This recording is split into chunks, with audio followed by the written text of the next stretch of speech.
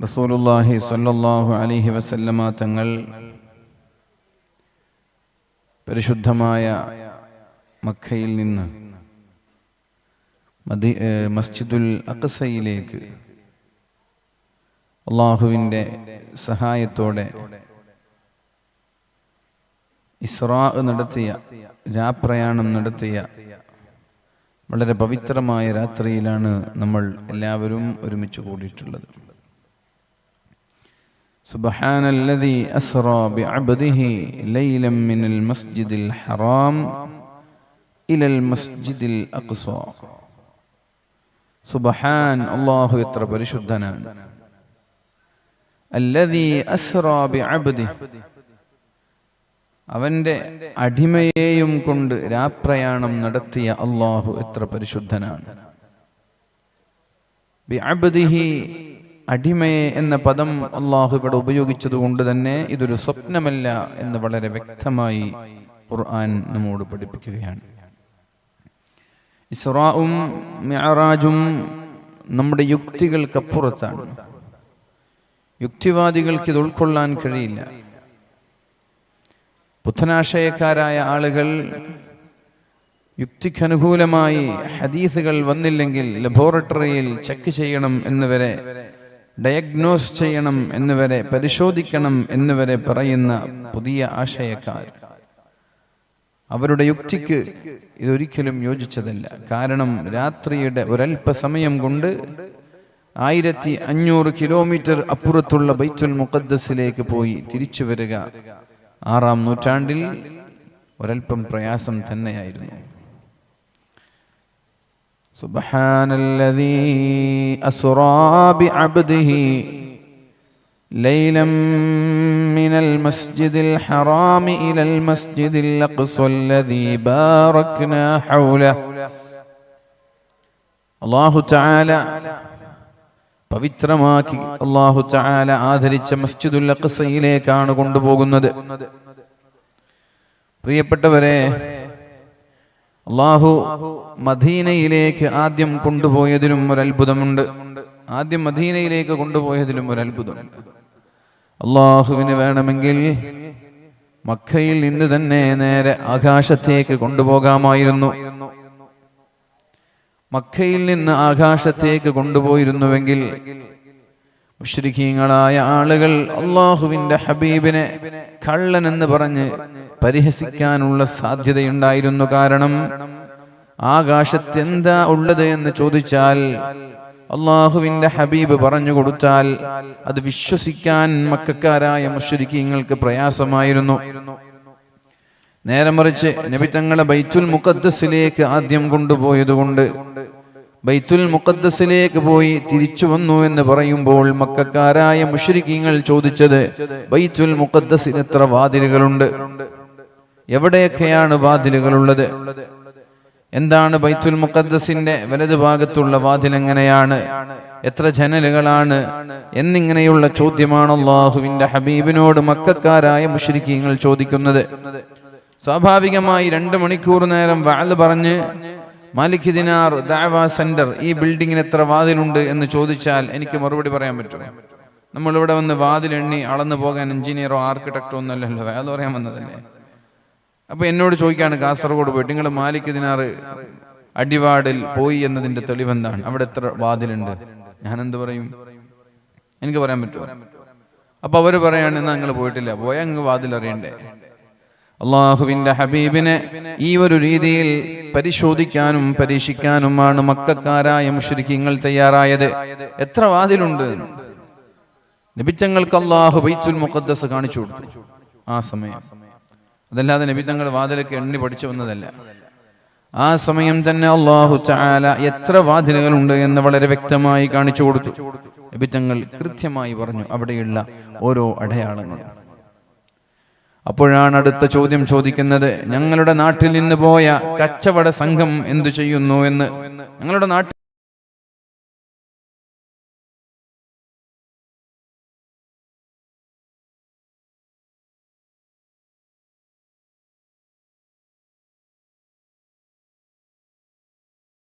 ഒട്ടകത്തെ തേടി നടക്കുകയാണവർ.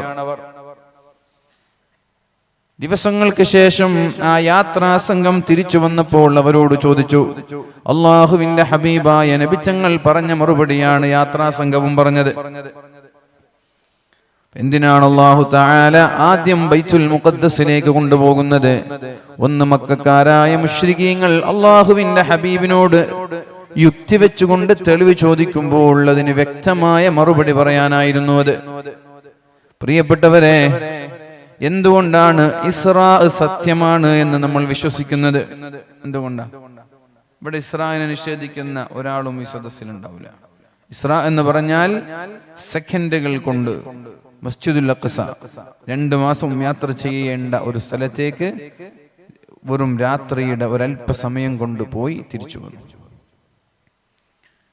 ഇത് നിങ്ങൾക്ക് വിശ്വസിക്കാൻ ഇന്നത്തെ യുക്തി വെച്ച് നിങ്ങൾ ഇതിനെ എങ്ങനെ സ്ഥാപിക്കാൻ ശ്രമിക്കും? എൻ്റെ കൂടെ നിങ്ങൾ ഉണ്ടാകണം. ഞാൻ ആമുഖങ്ങളൊക്കെ വെട്ടിച്ചുരുക്കി നേരെ വിഷയത്തിലേക്ക് കടന്നത് സമയം നഷ്ടപ്പെടണ്ടെന്ന് വിചാരിച്ചിട്ട്. ഈ കാലഘട്ടത്തിൽ ഫ്ലൈറ്റിൽ പോയാൽ ഏകദേശം 400 കിലോമീറ്ററൊക്കെ ഉള്ള കാസർഗോഡ് നിന്ന് മംഗലാപുരത്ത് നിന്ന് ബാംഗ്ലൂരിലേക്ക് പോകാൻ മിനിമം ഒരു അരമണിക്കൂർ വേണം, 45 മിനിറ്റ് വേണം. 1300ഓളം കിലോമീറ്റർ ഉള്ള ബൈത്തുൽ മുഖദ്ദസിലേക്ക് മക്കയിൽ നിന്ന് പോകണമെങ്കിൽ മിനിമം ഒരു 2 മണിക്കൂറെങ്കിലും വേണം ഫ്ലൈറ്റിൽ. തിരിച്ച് 2 മണിക്കൂർ, 4 മണിക്കൂർ. അള്ളാഹുവിന്റെ ഹബീബായ നബി തങ്ങൾ 4 മണിക്കൂർ പോലും എടുത്തിട്ടില്ല. പ്രിയപ്പെട്ടവരെ, നമ്മുടെ യുക്തി വെച്ച് ചിന്തിക്കുമ്പോൾ എങ്ങനെയാണത് സംഭവിച്ചത്? അബൂദാബിയിൽ നിന്ന് ദുബായിലേക്കുള്ള ദൂരം 200 കിലോമീറ്റർ ആണ്. 200 കിലോമീറ്റർ കാറിലൂടെ സഞ്ചരിച്ചാൽ മിനിമം 2 മണിക്കൂർ, 2.5 മണിക്കൂർ നേരം വേണം ദുബായിൽ നിന്ന് അബൂദാബിയിലേക്ക് എത്താൻ. 2020 എക്സ്പോയോടുകൂടി ഹൈപ്പർ ലൂപ്പ് എന്ന് പറയുന്ന പുതിയൊരു സംവിധാനം, പുതിയൊരു ട്രാൻസ്പോർട്ടേഷന് തുടക്കം കുറിക്കാൻ ദുബായ് ഗവൺമെന്റ് തീരുമാനിച്ചു. 15 മിനിറ്റ് കൊണ്ട് 200 കിലോമീറ്റർ കവർ ചെയ്യും. നമ്മുടെ നാട്ടിൽ 200 കിലോമീറ്റർ കവർ ചെയ്യാൻ മിനിമം 6 മണിക്കൂർ വേണം. കാസർഗോഡ് നിന്ന് കോഴിക്കോട് എത്തണമെങ്കിൽ മിനിമം 6 മണിക്കൂർ വേണം. 200 കിലോമീറ്റർ 15 മിനിറ്റ് കൊണ്ട് കവർ ചെയ്യുമെന്ന് ദുബായ് ഗവൺമെന്റ് പ്രഖ്യാപിച്ചു കഴിഞ്ഞു. പക്ഷേ കോവിഡ് പ്രതിസന്ധി കാരണം ഇന്നത് തുടക്കം കുറിച്ചിട്ടില്ല. അപ്പൊ ഞാൻ പറഞ്ഞു വരുന്നത്, നമ്മുടെ യുക്തി വെച്ച് നോക്കുമ്പോൾ 200 കിലോമീറ്റർ പോകാൻ നമ്മൾക്ക് 15 മിനിറ്റ് വേണം. ഫ്ലൈറ്റ് ആണെങ്കിലും അത്ര തന്നെ വേണം. പിന്നെങ്ങനെയാണ് ഈ ഇസ്രായിനെ നമ്മൾക്ക് ജനങ്ങളോട് സ്ഥാപിക്കാൻ പറ്റുക? അപ്പൊ ഇസ്ലാം എന്ന് പറഞ്ഞാൽ യുക്തിയല്ല, കീഴ്പ്പെടലാണ്. അസ്ലിം എന്നാ പറഞ്ഞത്, കീഴ്പ്പെടണം. ഇസ്ലാമിൽ പരിപൂർണമായി പ്രവേശിക്കണമെന്നാ പറഞ്ഞത്. യുക്തിക്ക് ഇസ്ലാമിൽ സ്ഥാനമില്ല എന്നാണ് അള്ളാഹുവിന്റെ ഹബീബ് മഹാന്മാരായ ഉമർ തങ്ങളെ പോലെയുള്ള ആളുകളെല്ലാം പഠിപ്പിച്ചത്. യുക്തിക്ക് ഇസ്ലാമിൽ സ്ഥാനമില്ല. യുക്തി കൊണ്ട് നിങ്ങൾ ഇസ്ലാമിനെ അളക്കരുത്. ഇസ്ലാമിന്റെ തീരുമാനങ്ങളെ യുക്തി കൊണ്ട് നിങ്ങൾ ചിന്തിക്കുകയും ചെയ്യരുത്. അപ്പൊ എന്തുകൊണ്ടാണ് ഇസ്രാ നടന്നു എന്ന് നമ്മൾ വിശ്വസിക്കുന്നത്? എന്താണ് കാരണം? എന്താ? ഖുർആനിൽ പറഞ്ഞു എന്നതുകൊണ്ട് മാത്രം. നേരെ മറിച്ച് ഇപ്പൊ നമ്മുടെ നാട്ടിലുള്ള ഏതെങ്കിലും ഒരു മുല്യാര്, ഏതെങ്കിലും ഒരു ഉസ്താദ് ഇന്ന് രാത്രി ഇപ്പൊ ഇവിടെ ഉണ്ട്, രാത്രി നിങ്ങൾ ഉറങ്ങുമ്പോ എവിടെ ഉണ്ടായിരുന്നു? റൂമിലുണ്ടായിരുന്നു. രാവിലെ സുബഹി നിസ്കരിച്ചതിന് ശേഷം ഇമാമത്ത് നിന്നതിന് ശേഷം പറയാണ്, ഇന്നലെ രാത്രി ഞാൻ മക്കയിൽ പോയിട്ട് തിരിച്ചു വന്നു എന്ന് പറഞ്ഞാൽ നിങ്ങൾക്ക് ഭ്രാന്താണോ എന്ന് ചോദിക്കില്ലേ? രാത്രി ഇശാ നിസ്കാരത്തിന് പള്ളിയിലുണ്ടായിരുന്നു, സുബഹി നിസ്കാരത്തിനും പള്ളിയിലുണ്ട്. സുബഹി നിസ്കരിക്കാൻ വേണ്ടി ജമാഅത്തിന് നേതൃത്വം നൽകി സലാം വീട്ടിയ ഉടനെ പറഞ്ഞു, ഞാൻ ഇന്നലെ രാത്രി ഹജ്ജിന് പോയി മക്കത്ത് ഉംറ ചെയ്ത് തിരിച്ചു വന്നു എന്ന് പറഞ്ഞാൽ നിങ്ങൾക്ക് ഭ്രാന്ത് തുടങ്ങിയോ? രാത്രി കുഴപ്പമൊന്നും ഉണ്ടായിട്ടില്ലല്ലോ എന്ന് ചോദിക്കൂലേ? സോഷ്യൽ മീഡിയയിൽ ഒരുപാട് ഖറാമത്തുകളെ അലക്കി തേക്കുന്ന വീഡിയോകളും ചർച്ചകളും ഡിബേറ്റുകളും നമ്മൾ കാണാറുണ്ട്. ഇല്ലാത്ത കള്ളക്കറാമത്തുകൾ പറയുന്ന ആളുകളുമുണ്ട് പണ്ഡിതന്മാർ. ഇല്ലാത്ത കള്ളക്കറാമത്ത് പറയുന്ന ആളുകളുണ്ട്. ഉള്ള കറാമത്തുകളെ നിഷേധിക്കുന്ന സുന്നികളായ ആളുകൾ വരെയുണ്ട്. ഉള്ള കറാമത്ത് എന്ന് പറയുന്ന ആ അമാനുഷികമായ അവസ്ഥയെ നിഷേധിക്കുന്ന സുന്നികളായ ആളുകളുണ്ട്. അവരെന്ത് ഇത് നിഷേധിക്കാത്തത്? അള്ളാഹുവിന്റെ ഹബീബിനെ മക്കയിൽ നിന്ന് ബൈത്തുൽ മുഖദ്ദസിലേക്ക് കൊണ്ടുപോയത് എന്തേ അവർ യുക്തി വെച്ച് നിഷേധിക്കാത്തത്? നിഷേധിച്ചാൽ ഇസ്ലാമിന് പുറത്തു പോകും. ഇത് ഖുർആൻ പറഞ്ഞതാണ്. എന്നാൽ ഇതുപോലെയുള്ള എല്ലാ കാര്യവും പരിശുദ്ധമായ ഖുർആനിൽ പറയാൻ പറ്റുമോ പ്രിയപ്പെട്ടവരെ? എല്ലാ കാര്യവും നമ്മൾക്ക് ഖുർആനിൽ പറയാൻ പറ്റുമോ? അതുകൊണ്ട് ഖുർആനിൽ പറയപ്പെട്ടത് മാത്രമേ വിശ്വസിക്കൂ എന്ന് പറയുന്നത് മുഅ്മിനീങ്ങളായ നമ്മെ സംബന്ധിച്ചിടത്തോളം ഭൂഷണമല്ല, നല്ലതല്ല. നോക്കൂ നിങ്ങൾ, ഞാൻ വേറൊരു ഉദാഹരണം നിങ്ങൾക്ക് പറഞ്ഞു തരാം. സൂറത്തുൻ നംലിൽ മഹാനായ സുലൈമാൻ നബി അലൈഹിസ്സലാം ചോദിക്കുന്നുണ്ട്, യാ അയ്യുഹൽ മലഉ അയ്യുക്കും യഅതീനി ബിഅർശിഹാ ഖബ്ല അൻ യഅതൂനി മുസ്ലിമീൻ. സുലൈമാൻ നബി അലൈഹിസ്സലാം മക്കയിലേക്ക് വന്ന് തിരിച്ചു പോകുമ്പോഴാണ് യമനിലെ സ്വൻആ എന്ന് പറയുന്ന പ്രദേശത്തേക്ക് എത്തുന്നത്. അവിടെ നിന്നിട്ടാണ് സബയിലെ ബൽഖീസ് രാജ്ഞി ഇസ്ലാമിലേക്ക് കടന്നു വരാൻ കാത്തിരിക്കുന്നത്. 3 ദിവസത്തോളം യാത്ര ചെയ്യാനുള്ള സബയിൽ നിന്ന് ബൽഖീസ് രാജ്ഞി മുസ്ലിമായി തിരിച്ചെത്തുന്നതിനു മുമ്പേ ആരാണ് ബൽഖീസ് രാജ്ഞിയുടെ കൊട്ടാരത്തിൽ നിന്ന് സിംഹാസനം എന്റെ കൊട്ടാരത്തിലേക്ക് കൊണ്ടുവരുന്നത്? അതിന് കഴിവുള്ളവർ ആരാണ് എന്ന് സുലൈമാൻ നബി അലൈഹിസ്സലാം ചോദിക്കുകയുണ്ടായി. സുലൈമാൻ നബിയുടെ സദസ്സിൽ ജിന്ന് വർഗക്കാരുണ്ട്, മനുഷ്യന്മാരായ ആളുകളുണ്ട്. മഹാനായ സുലൈമാൻ നബി അലൈഹിസ്സലാം ചോദിച്ചപ്പോൾ ഒരാൾ പറയുന്നുണ്ട്, ഖാല ഇഫ്രീതും മിനൽ ജിൻ അന ആതീക ബിഹി ഖബ്ല അൻ തഖൂമ മിൻ മഖാമിക. സുലൈമാൻ നബിയെ, നിങ്ങൾ ഇരുന്ന ഇരിപ്പിടത്തിൽ നിന്ന് എണീക്കുന്നതിനു മുമ്പേ അതേ സിംഹാസനം നിങ്ങളുടെ മുന്നിലേക്ക് ഞാൻ എത്തിക്കാം. വ ഇന്നി അലൈഹി ലഖവിയ്യുൻ അമീൻ. അല്ലാഹു എനിക്ക് ആ ഒരു വിഷയത്തിൽ കഴിവ് തന്നിട്ടുണ്ട്, ശക്തി തന്നിട്ടുണ്ട്. ഞാൻ വിശ്വസ്തനാണ്, ഞാൻ വാക്ക് പാലിക്കാം. നിങ്ങൾ നിങ്ങളുടെ ചെയറിൽ നിന്ന്, ഇരിപ്പിടത്തിൽ നിന്ന് എണീക്കുന്നതിനു മുമ്പ് 3 ദിവസക്കാലം യാത്ര ചെയ്യേണ്ട സഭയിൽ നിന്ന് അതേ ഒരു സിംഹാസനം ഞാൻ നിങ്ങളുടെ മുന്നിലേക്ക് എത്തിക്കാമെന്ന് പറയുമ്പോൾ പ്രിയപ്പെട്ടവരെ, നമ്മുടെ യുക്തി വെച്ച് ചിന്തിക്കുക, അതെന്താണ് അവിടെ സംഭവിക്കുന്നത്? ജിന്നിനത് സാധിക്കുന്നു. എന്താണ് അവിടെ സംഭവിക്കുന്നത്? ജിന്ന് അവിടെ പോയി പറന്നുപോയി സിംഹാസനം തലയിൽ വെച്ച് തിരിച്ചു പറന്നു വരികയാണോ? എന്താണ് അവിടെ സംഭവിക്കുന്നത്? നമ്മുടെ യുക്തി വെച്ച് ചിന്തിച്ചു. നമ്മൾക്കിത് വിശ്വസിക്കാതിരിക്കാൻ പറ്റില്ല. ഇത് ട്രോളാൻ പറ്റിയ സാധനമല്ല, കാരണം ഖുർആനിൽ പറഞ്ഞതാണ്. അനിൽ മുഹമ്മദിനൊന്നും ഈ വിഷയം ട്രോളാൻ പറ്റില്ല, കാരണം ഇത് ഖുർആനിൽ പറഞ്ഞ വിഷയം. ബാക്കിയുള്ളതൊക്കെ ട്രോളാം. ഇതെങ്ങനെ ട്രോളാൻ പറ്റും? ഇതൊരു ജിന്ന് പറയാണ്, 3 ദിവസം യാത്ര ചെയ്യേണ്ട ഒരു സ്ഥലത്ത് നിന്ന് ഇരിക്കുന്ന ഇരിപ്പിടത്തിൽ നിന്ന് എണീക്കുന്നതിന് മുമ്പ് ഞാൻ ഇവിടെ എത്തിക്കാം. ഞാൻ നിങ്ങളോട് പറയാണ്, ഇപ്പൊ ഇവിടെ ഇരുന്നിട്ടുണ്ട് ആര്? നമ്മുടെ സിദ്ദീഖ് സാഹിബ് ഉണ്ട്, അതുപോലെ അലിയാർ സാഹിബ് ഉണ്ട്. ഞാൻ കാസർഗോഡ് നിന്നുള്ള എന്റെ വണ്ടി ഇവിടെ നിങ്ങൾ എണീക്കുന്നതിന് മുമ്പ് എത്തിക്കാന്ന് പറഞ്ഞാൽ ഇത് എങ്ങനെ എത്തിക്കും? ഞാൻ എങ്ങനെ എത്തിക്കും? ഫ്ലൈറ്റിൽ കൊണ്ടുവരാൻ വരെ പറ്റുമോ? എണീക്കുന്നതിന് മുമ്പ് ഫ്ലൈറ്റിൽ കൊണ്ടുവന്നാൽ അവിടെ എത്തുമോ? എന്താണ് അവിടെ സംഭവിക്കുന്നത്?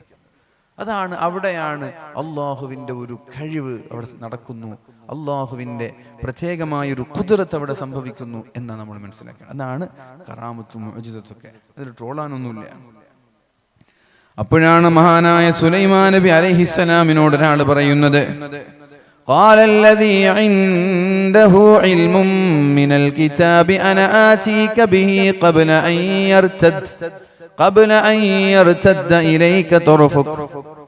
സുലൈമാൻ നബിയെ, മനുഷ്യനാണ് അടുത്തത് പറയുന്നത്. നേരത്തെ ജിന്നാ പറഞ്ഞത്, ഇവിടെ പറയുന്നത് മനുഷ്യനാണ്. ഒരു മനുഷ്യൻ എണീറ്റിട്ട് പറയാണ്, ജിന്ന് പറഞ്ഞത് എണീക്കുന്നതിന് മുമ്പ് കൊണ്ടുവരുമെന്നല്ലേ? നിങ്ങൾ കണ്ണ് ചിമ്മി തുറക്കുന്നതിന് മുമ്പ് ഞാൻ എത്തിക്കാം. കണ്ണിങ്ങനെ ചിമ്മി തുറക്കുമ്പോ ഇവിടെ സിംഹാസനം ഉണ്ടാവും. ഇത് പടച്ചോന് മാത്രം സാധിക്കേണ്ട സാധ്യം. വേറൊരു ശാസ്ത്രീയമായ ടെക്നോളജി എന്തുപയോഗിച്ചാലും നടക്കില്ല. അള്ളാന്റെ കഴിവല്ലാതെ വേറൊന്നും അവിടെ നടക്കില്ല. കണ്ണ് ചിമ്മി തുറക്കുമ്പോഴേക്കും കാസർഗോഡുള്ള ഒരു സാധനം ഇവിടെ എങ്ങനെ എത്തുക? പുതിയത് ഉണ്ടാക്കണമെങ്കിൽ വരെ ടൈം വേണ്ടേ? എന്ത് സംവിധാനം ഉപയോഗിച്ചിട്ടാണ് കൊണ്ടുവരിക? എന്ത് സംവിധാനം ഉപയോഗിച്ചിട്ടാണ് ഉണ്ടാക്കുക? ജിന്നിനേക്കാൾ ഉഷാർ മനുഷ്യനാ. ജിന്ന് പറഞ്ഞത് എണീക്കുന്നതിന് മുമ്പ്, മനുഷ്യൻ പറയുന്നത് കണ്ണ് ചിമ്മി തുറക്കുന്നതിന് മുമ്പ്. മനുഷ്യൻ പറയാണ്, قال الذي عنده علم من الكتاب ഇൽമുള്ള ആലിമായ ഒരു വലിയാണ് അവിടെ എണീറ്റ് നിന്നത്. ഒരു ഇൽമു മിനൽ കിതാബ് എന്ന് പറഞ്ഞാൽ നല്ലൊരു വലി, നല്ല ആലിമായ ഒരാൾ. قال الذي عنده علم من الكتاب أنا آتيك به قبل أن يرتد إليك طرفك. സുലൈമാൻ നബിയെ, നിങ്ങൾ നിങ്ങളുടെ കണ്ണ് ചിമ്മി തുറക്കുന്നതിനു മുമ്പേ ആ ഒരു സിംഹാസനത്തെ ഞാൻ നിങ്ങളുടെ മുന്നിലേക്ക് എത്തിക്കാമെന്നാ പറഞ്ഞത് മാത്രമല്ല, നമ്മുടെ രാഷ്ട്രീയ നേതാക്കന്മാരെ ഇലക്ഷനിൽ തരുന്ന വാഗ്ദാനങ്ങളല്ല ഇത്. സുലൈമാൻ നബി കണ്ണ് ചിമ്മി തുറക്കുമ്പോ അവിടെ സംഭവമുണ്ട്. സുലൈമാൻ നബി കണ്ണ് ചിമ്മി തുറന്നപ്പോൾ സിംഹാസനം ഇവിടെയുണ്ട്. സിംഹാസനം കണ്ടപ്പോൾ സുലൈമാൻ നബി അലൈഹിസ്സലാം പറയുന്നത്, ഹാദാ മിൻ ഫളി റബ്ബി, ഇത് അല്ലാഹുവിന്റെ ഔദാര്യമാണ്. ലിയബ്ലുവനി അഷ്കുറു അം അക്ഫുർ, ഞാൻ ഇത്രയൊക്കെ സൗകര്യങ്ങൾ ഉണ്ടാകുമ്പോൾ അല്ലാഹുവിന് നന്ദി ചെയ്യുന്നുണ്ടോ, അല്ലാഹുവിനോട് നന്ദി കേട് കാണിക്കുന്നുണ്ടോ എന്ന് പരീക്ഷിക്കാൻ അല്ലാഹു എനിക്ക് നൽകിയ പരീക്ഷണമാണിത്.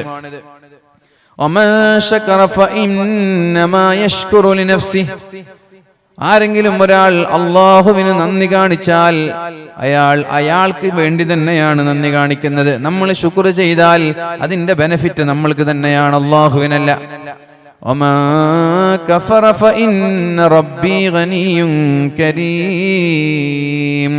ആരെങ്കിലും ഒരാൾ നന്ദി കേട് കാണിച്ചാൽ അള്ളാഹുവിന് നഷ്ടമില്ല, നഷ്ടം നിങ്ങൾക്ക് തന്നെയാണ്. ഇനി നോക്ക്, ഈ സിംഹാസനത്തിൽ ചെറിയ അറ്റകുറ്റപ്പണി നടത്താണ് പെട്ടെന്ന് ആര്? സുലൈമാൻ നബി. ഖാല നക്കിറൂ ലഹാ അർശഹാ നൻദുർ അതഹ്തദി അം തകൂനു മിനല്ലദീന ലാ യഹ്തദൂൻ. സിംഹാസനത്തിൽ ചെറിയ ഒരു കൃത്രിമത്വം, ഒരു ക്രമക്കേട് വരുത്തണം, അത് ഉണ്ടായതുപോലെ വെക്കണ്ട, ചെറിയൊരു ചേഞ്ച് വരുത്തണം എന്ന് പറഞ്ഞു. ചെയ്തു. ബൽഖീസ് രാജ്ഞി ഫലമ്മാ ജാഅത്, കൊട്ടാരത്തിൽ കയറി, ഖീല അഹാകദാ അർശുക്, ബൽഖീസ് രാജ്ഞിയെ, ഇതുപോലെയാണോ നിങ്ങളുടെ കൊട്ടാരത്തിലുള്ള സിംഹാസനം, ഇതേപോലെയുള്ളതാണോ? സുലൈമാൻ നബി ചോദിച്ചു, നിങ്ങളുടെ കൊട്ടാരത്തിൽ ഇതേപോലെ ഒരു സിംഹാസനം ഉണ്ടോ? ഇതെന്റേതാണ് എന്ന് പറഞ്ഞില്ല. കഅന്നഹു, ഇതേപോലൊന്നും അവിടെ ഉണ്ട് എന്ന് പറഞ്ഞു. കഅന്നഹു, ഈ സാധനം ഇതേപോലൊന്നും അവിടെ ഉണ്ട് എന്ന് പറഞ്ഞു. ഇതേപോലെയുള്ള കഅന്നഹു, ഇതേപോലൊരു സിംഹാസനം അവിടെയുണ്ട്, എന്റേത് പോലെ തന്നെയുണ്ട് ഇത് എന്നാണ് മഹദിയായ ബൽഖീസ് രാജ്ഞി ആരോട് പറയുന്നത്? മഹാനായ സുലൈമാൻ നബി അലൈഹിസ്സലാമിനോട് പറയുന്നത്. പ്രിയപ്പെട്ടവരെ, സുലൈമാൻ നബി അലൈഹിസ്സലാമിന്റെ കാലത്തുള്ളൊരു വലിയന് കണ്ണ് ചിമ്മി തുറക്കുന്നതിനു മുമ്പ് കാതങ്ങൾക്കപ്പുറത്തുള്ളൊരു സിംഹാസനം കൊണ്ടുവന്ന് വെക്കാൻ പറ്റുമെങ്കിൽ അള്ളാഹുവിന്റെ ഹബീബിന്റെ സമൂഹത്തിലുള്ള സമുദായത്തിലുള്ളൊരു വലിയന് ഇത് കഴിയില്ല എന്ന് നിങ്ങൾ വിശ്വസിക്കുന്നുണ്ടോ? ഉണ്ടോ? യൂസുഫ് ഇബ്നു ബർഖിയ, അദ്ദേഹത്തിന്റെ പേര്, വലിയന്റെ പേര്. ഇതൊരു വലിയാണ്, സുലൈമാൻ നബിയുടെ കാലത്തുള്ള വലിയ. സുലൈമാൻ നബി അലൈഹിസ്സലാമിന്റെ കാലത്തുള്ള വലിയന് ഇതുപോലെ ഒരു കറാമത്ത് കാണിക്കാൻ പറ്റുമെങ്കിൽ ലോകത്ത് പ്രവാചകന്മാരിൽ ഏറ്റവും ഉത്കൃഷ്ടനായ പ്രവാചകൻ മുഹമ്മദുർ റസൂലുള്ളാഹി സ്വല്ലല്ലാഹു അലൈഹി വസല്ലം, നബി തങ്ങളുടെ ഉമ്മത്തിൽപ്പെട്ട ഒരു വലിയന് ഇതിനേക്കാളും വലിയൊരു കറാമത്ത് കാണിക്കാൻ പറ്റൂല എന്ന് നിങ്ങൾക്ക് ആർക്കെങ്കിലും തോന്നുന്നുണ്ടോ? ഇവിടെയുള്ള തോന്നുന്നുണ്ടോ? എന്തെങ്കിലും ഉണ്ടാത്ത ഉണ്ടോ?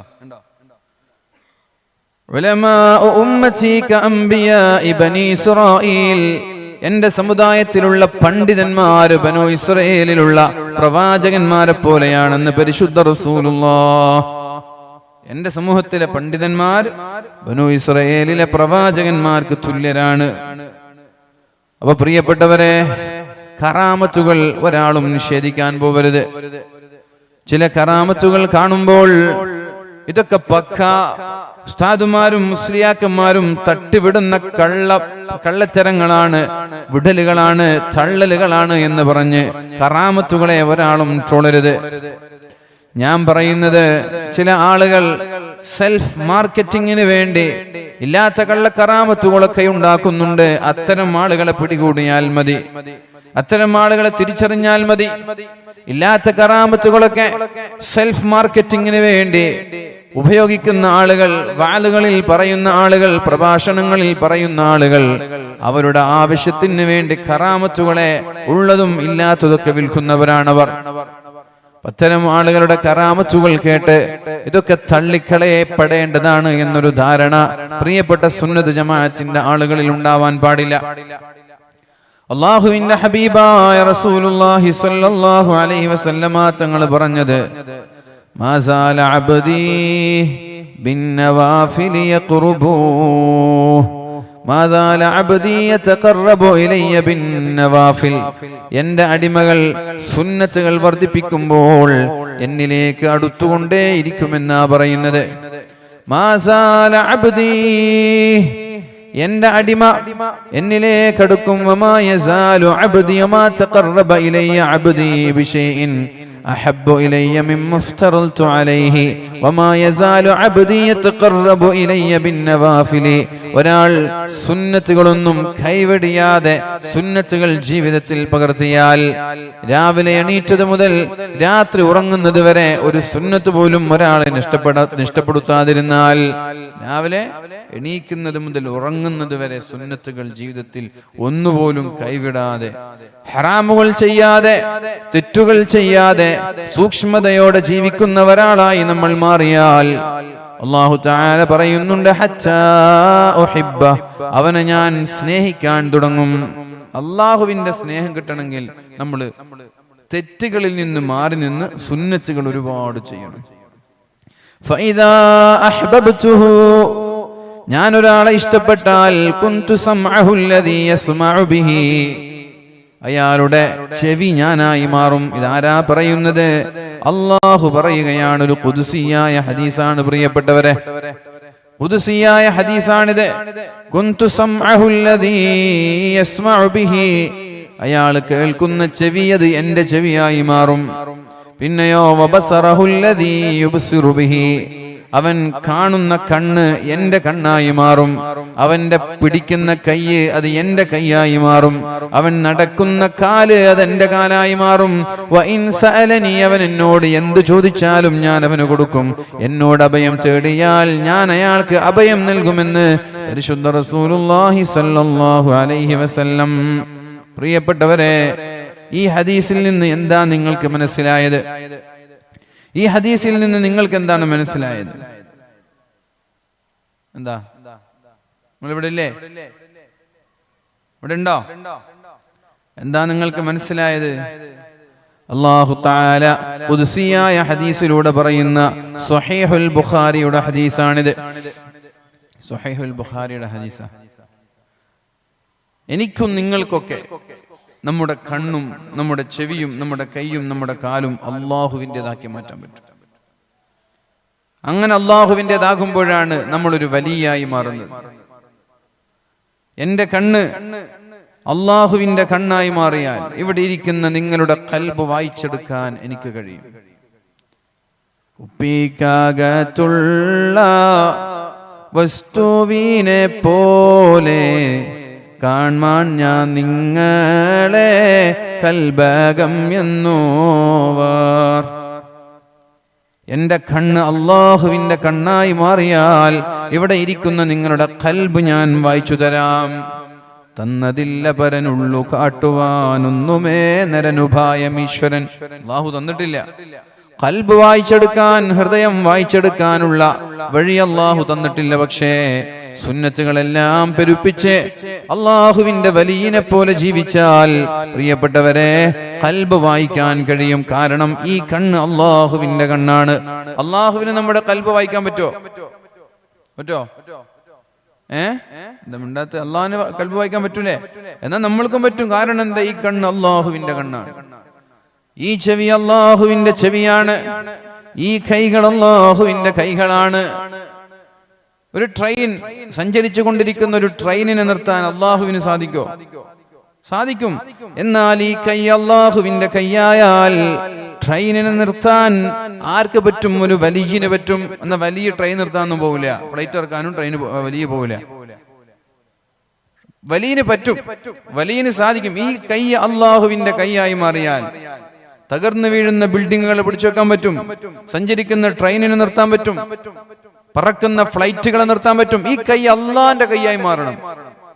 ഈ കൈ അള്ളാഹുവിന്റെ കൈയായി മാറും. വലിയാകുമ്പോഴാണ് ഈ കൈ അള്ളാന്റെ കൈയായിട്ട് മാറുക. പക്ഷേ ഒരു വലിയും സഞ്ചരിക്കുന്ന ട്രെയിനിന് നിർത്താൻ പോവില്ല, ഒരു വലിയും പറക്കുന്ന ഫ്ലൈറ്റിന് നിർത്താൻ പോവില്ല. അള്ളാഹുവിന്റെ ഔലിയാക്കൾ കറാമത്തുകൾ കാണിക്കുന്നത് അത്യാവശ്യ ഘട്ടങ്ങളിലാണ്.